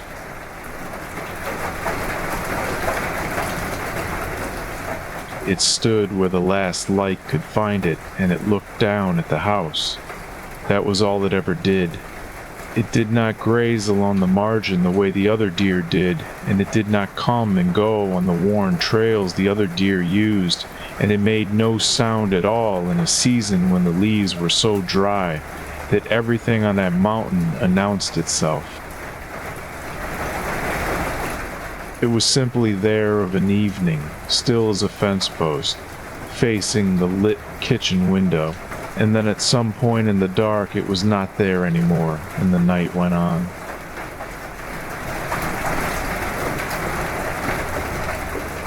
It was a strange thing, and the Plem Unzes knew it was a strange thing, and I will not pretend to you that the first weeks of it sat easy on them. But that part of the story belongs to the early part of the night, and the night has moved on past it now, and so can we. What matters this late is what the strangeness settled into, because it did settle, as most things on a farm settle, into a habit, and in time into something so familiar that the evening would have felt short, an item without it.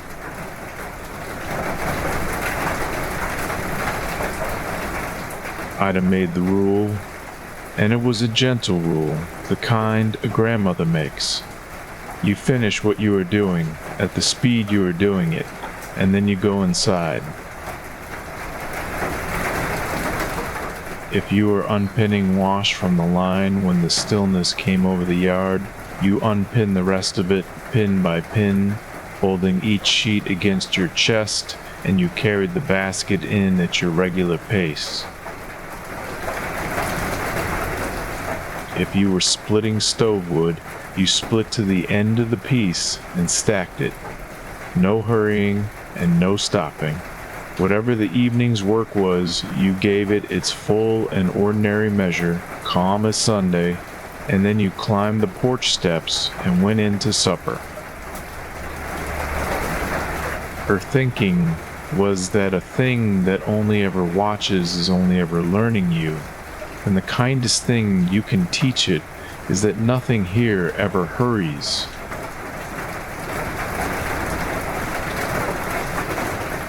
So the farm taught it that, every evening, all that fall and winter. It watched Oscar walk up from the barn with the bucket, the same 40 steps at the same pace, the milk swaying its same slow weight. It watched the lamp come on at the same hour, and the wood smoke rise, and the curtain stay open, because that was the other half of Ida's rule, the half she gave freely. She reasoned that a thing that comes all that way to see might as well be let to see, and so she never drew the kitchen curtain, and the family ate supper in the yellow window like a picture hung on the dark hillside. The bread passed and the coffee poured, the ordinary murmur of supper talk, and whatever stood at the tree line was welcome to all of it.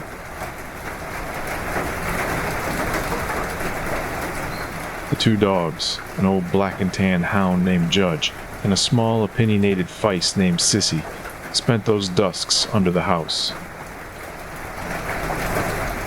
Back among the warm sills where the ground stayed dry, and I have come to hear it as two old dogs choosing the softest place on the farm at the softest hour of the day.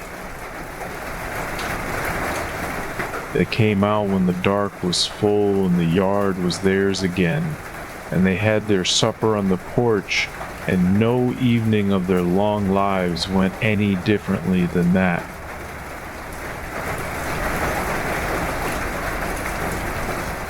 Frost, wood smoke, lamplight, the bucket, the rule.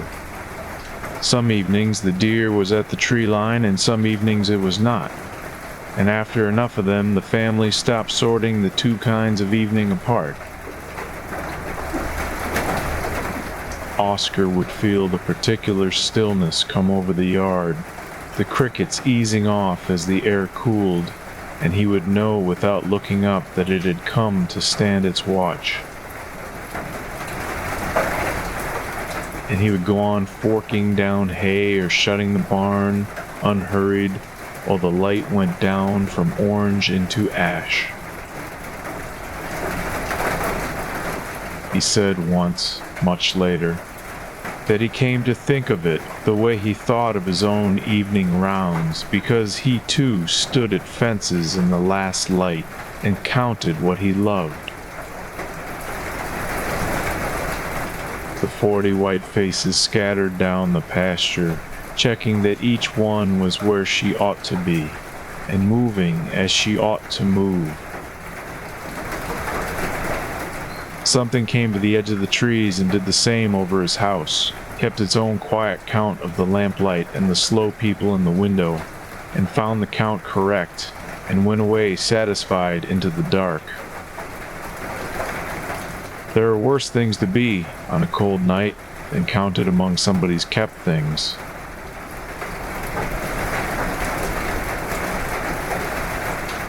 Winter drew down long and quiet. Snow came at last and lay blue on the bald under the moon, and the deer's evenings grew farther apart. And in the spring, as such things are said to do, it thinned away altogether. Nobody saw it go, just as nobody had ever seen it arrive. The grass came back, the cattle went up top, the story went soft, and it got told on porches in the summer dark, shorter each year, gentler each year, until it was mostly just this. There was a deer that watched the house one dry fall, and the family minded its manners, and the deer minded its own.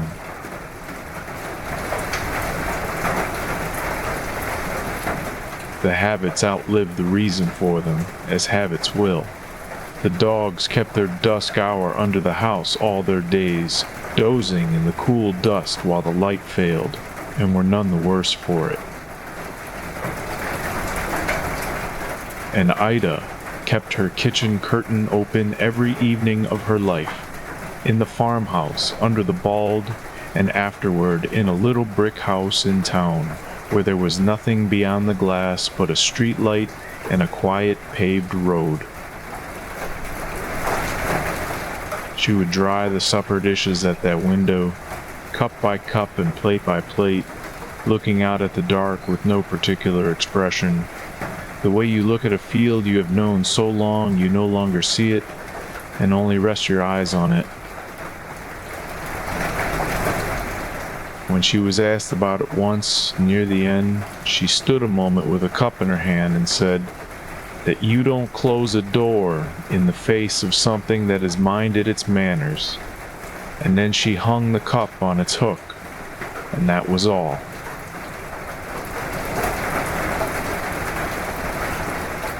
Her grandchildren keep their curtains open of an evening too, in kitchens the deer never saw, in towns a long way from Madison County.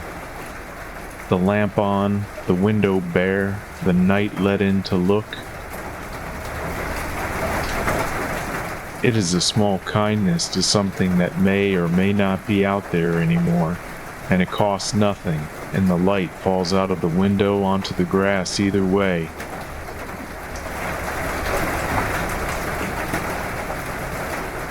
So the last picture is this one, held as loosely as sleep wants to hold it. The high bald going dark, the frost coming quietly onto the pasture, and the cattle settled, and the smoke rising thin from the chimney. The lamp in the kitchen, and the two people moving slow inside it, and the dogs breathing under the floor. And up at the edge of the trees, where the timber meets the grass, something standing gentle in the last gray light, keeping its count, finding everything where it ought to be. Everything is where it ought to be.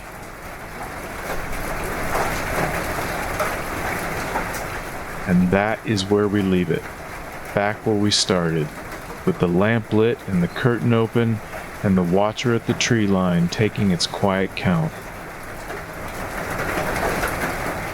Oscar and Ida, and the deer that was not a deer, the warm stove on Goose Creek, the light on Bearpen Ridge, the 3 knocks at Ravenford, Rhoda Pres Newell's last charm,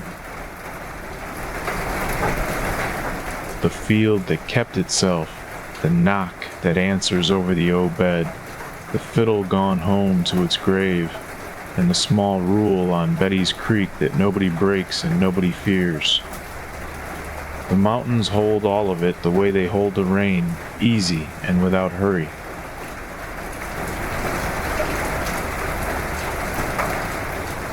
The stories are done for tonight. The rain is going to stay right here with you, steady as it has been, and there is nothing more coming but the sound of it on the roof. Sleep well and sleep deep, and the mountains will keep till morning.